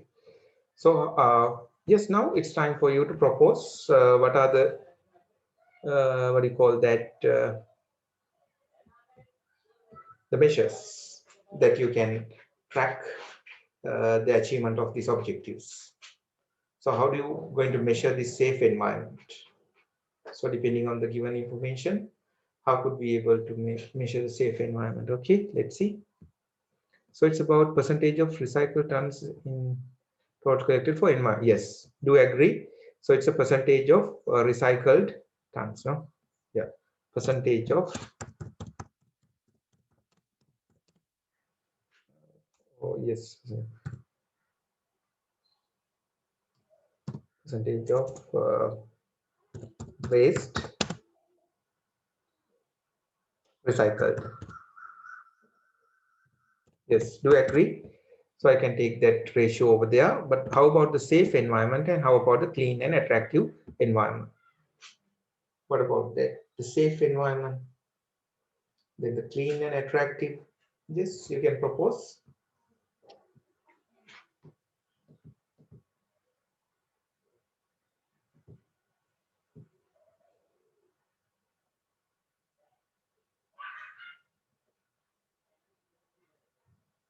Give me a suggestion. Yeah, we can improve on that. අදහසක් දෙන්න අපි improve කරගමු. What could be a kind of measure? No idea. Safe environment by looking at the given information. What could be that? It's about the safe. Yeah, safe environment, landfill. No, what if we think it like the frequency of waste collected? How about the frequency of waste collected? Right?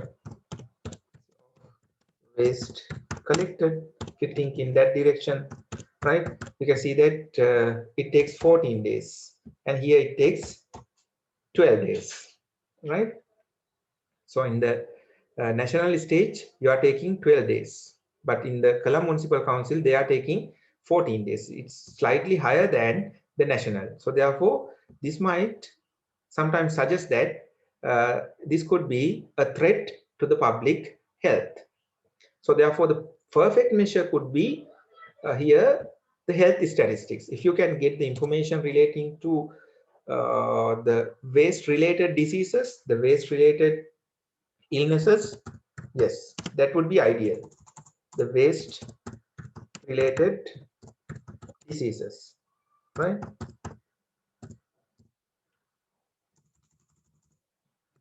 Illnesses. Right, waste related illnesses පිළිබඳ තොරතුරු ගන්න පුළුවන් වුණා නම් අන්න පුතා safe environment එක perfectly measure කරන්න පුළුවන්. නමුත් problem එක අපිට ඒ information නැහැනේ. ඒතකොට තියෙන ඒවත් එක්ක අපිට මේ frequency of waste collected ගත්තොත් මෙතන තියෙනවා අපිට risk එක measure කරගන්න පුළුවන් නේ. ඒතකොට අපි වැඩි දවස් ගාණක් ගන්නවා කියන්නේ අපේ safety එක the safe environment කියන එක achieve කර ගැනීමේදී අපිට තව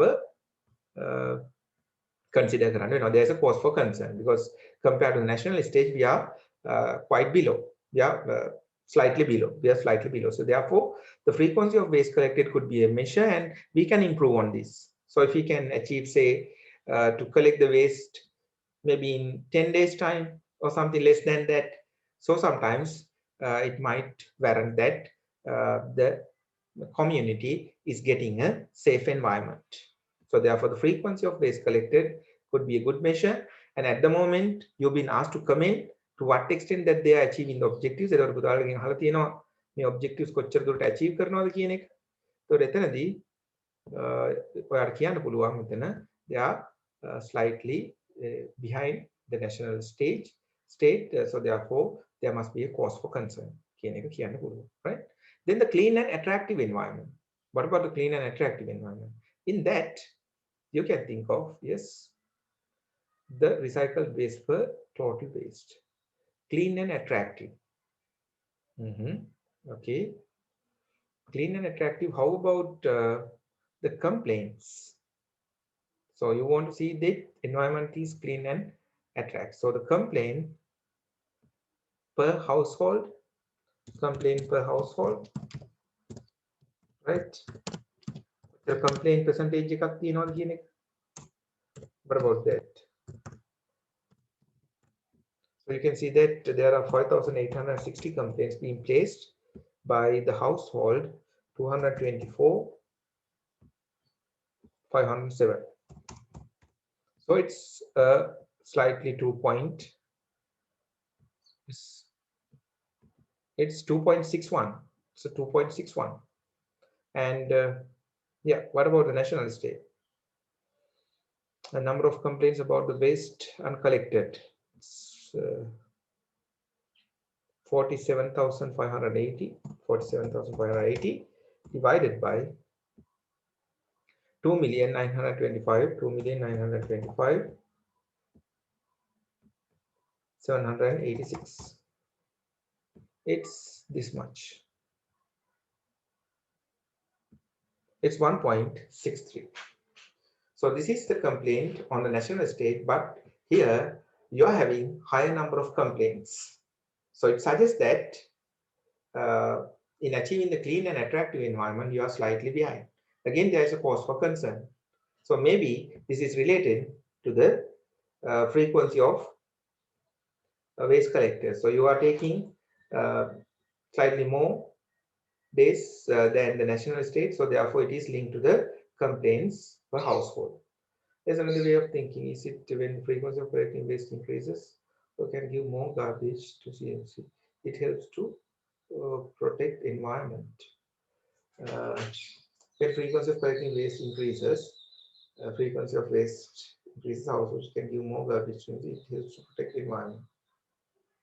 No, but when it comes to this waste collection, it's kind of continuous process. Huh? So taking more days to collect this waste, it's really unpleasant kind of experience. So so it is something that we encounter on a day-to-day life, right? So here, if it takes more than the time expected to collect, usually the garbage in the area where I live, closer to the university, it is being collected on Saturdays. So most of all the people, they try to bring and keep this garbage outside on Saturdays, right? So if they fail to come, what can happen is that, so there are different, so especially the dogs, so they are going to come and they are going to look what is there in this garbage, and they are going to spread that all over the place. Then it starts to make some unpleasant kind of experience. So therefore, it's we find it hard to put that in that way. තර මේ පැත්තේ කුණු එකතු කරන එක සාමාන්‍යයෙන් පරක් වුණොත් තර මේ පැත්තේ ඉන්න බල්ලෝ ඔක්කොම කුණු ටික හිටි මේට ඇදලා තර පරිසරේ හරීම unpleasant experience එකක් තමයි තියෙන්නේ. ඒ නිසා අපිට ඒක හොඳ මෙෂර් එකක් විදිහට කොහොමදවත්ම consider කරන්න බෑ from the parties who are taking the service එක ලබා ගන්න පාර්ශ්ව විදිහට we are really dissatisfied if they takes more time to collect this waste. We really like to see that waste being collected as soon as possible. අපි කැමති waste එක ඉක්මනටම අරගෙන යනවා නම් මොකද එහෙම නැති වුණොත් So it's going to have a pleasant, we have to place a pleasant environment, right? Good. Right. Then the environmental friendliness. So this is about the recycling aspect. මෙතන හිතන්න පුළුවන් recycle කරන එක ගැන. So you can see that here we are recycling 1.1 million and out of the 2.5 million. So we have collected 2.5 million. We ended up recycling 44%. So which is really good. You could remember that the government was having a target of 40% by 2021. But in the 2020 itself, we have able to achieve more than what the government is expecting. So therefore, in a way, the Colombo Municipal Council is doing far better. And even let's look at the national state. What about the national state? So they are recycling 9,500 being recycled, 23,500. It's 40%. It's 40%. They are at the government desired level, but we are far better than that. So therefore, when it comes to 3 dimensions of the objectives, when it comes to the 3 objectives, we are doing better in terms of environmental friendliness. But we are far behind in terms of the safe environment and the clean environment. So we might need to improve on these areas. So අපිට පේනවා අපි objectives වලට අනුව ගත්තාම අපි environmental friendliness කියන එක achieve කරලා තියෙනවා. අපිට මේක maintain කරන්න තියෙන්නේ. Cleanliness අපිට improve කරන්න වෙනවා. ඒතකොට මට හිතෙනවා ඒක හා බැඳිච්ච දෙයක් තමයි මේ waste collect කරන්න පරක්කු වීම. ඒතකොට අපිට පුළුවන් නම් මේ waste collection එක improve කරගන්න. ඒතකොට එතනදී අපිට පුළුවන් මේ complaints ටිකත් අඩු කරගන්න. ඒ අනුව අපි dimensions දෙකකට පහලින් ඉන්නවා objectives වල objectives දෙකක් අපිට හිතන්න වෙනවා තවදුරටත්. නමුත් environmental friendliness කියන එක achieve කරලා තියෙනවා. ඒ වගේම efficiency ගත්තාම අපි දැක්ක efficient comparatively according to the 3 different ratios work out it was seen. නමුත් මෙතන question එකේ කියන පුතාට එක ratio එකක් suggest කරත් ඇති කියන එක. ඒකට මෙතන මොකක් හරි ratio එකක් අරගෙන say waste collected per employee then you can justify. ඒ වගේම economy සම්බන්ධයෙන් අපිට පේනවා අපි ටිකක් we are little behind but that does not necessarily means that we are not doing good, because this could mean that the employees are efficient and in fact our employees are efficient. So ටිකක් වැඩිපුර ගෙවුවට කමක් නැහැ. ඒකෙන් employees ලාගේ motivation එක වැඩි වෙලා යාලගේ moral boost වෙලා හොඳ efficient වෙනවා. So therefore in a way it can be seen as positive, right? So likewise you must be able to provide such kind of a what you call explanation as well. So ඒ වගේ පොඩි explanation එකකුත් දෙන්න පුළුවන්. So I'll be going to upload even a model answer for that.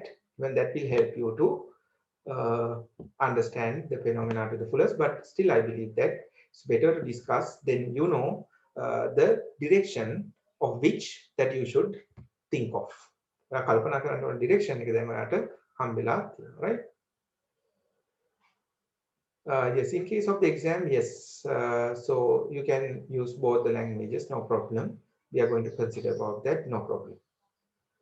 Right. Okay. Then, so with that note, we are going to finish our discussion, and this is going to be our final lecture. And thank you very much. So despite the challenges, some of you have participated in the lectures and really appreciate. So otherwise, even we may feel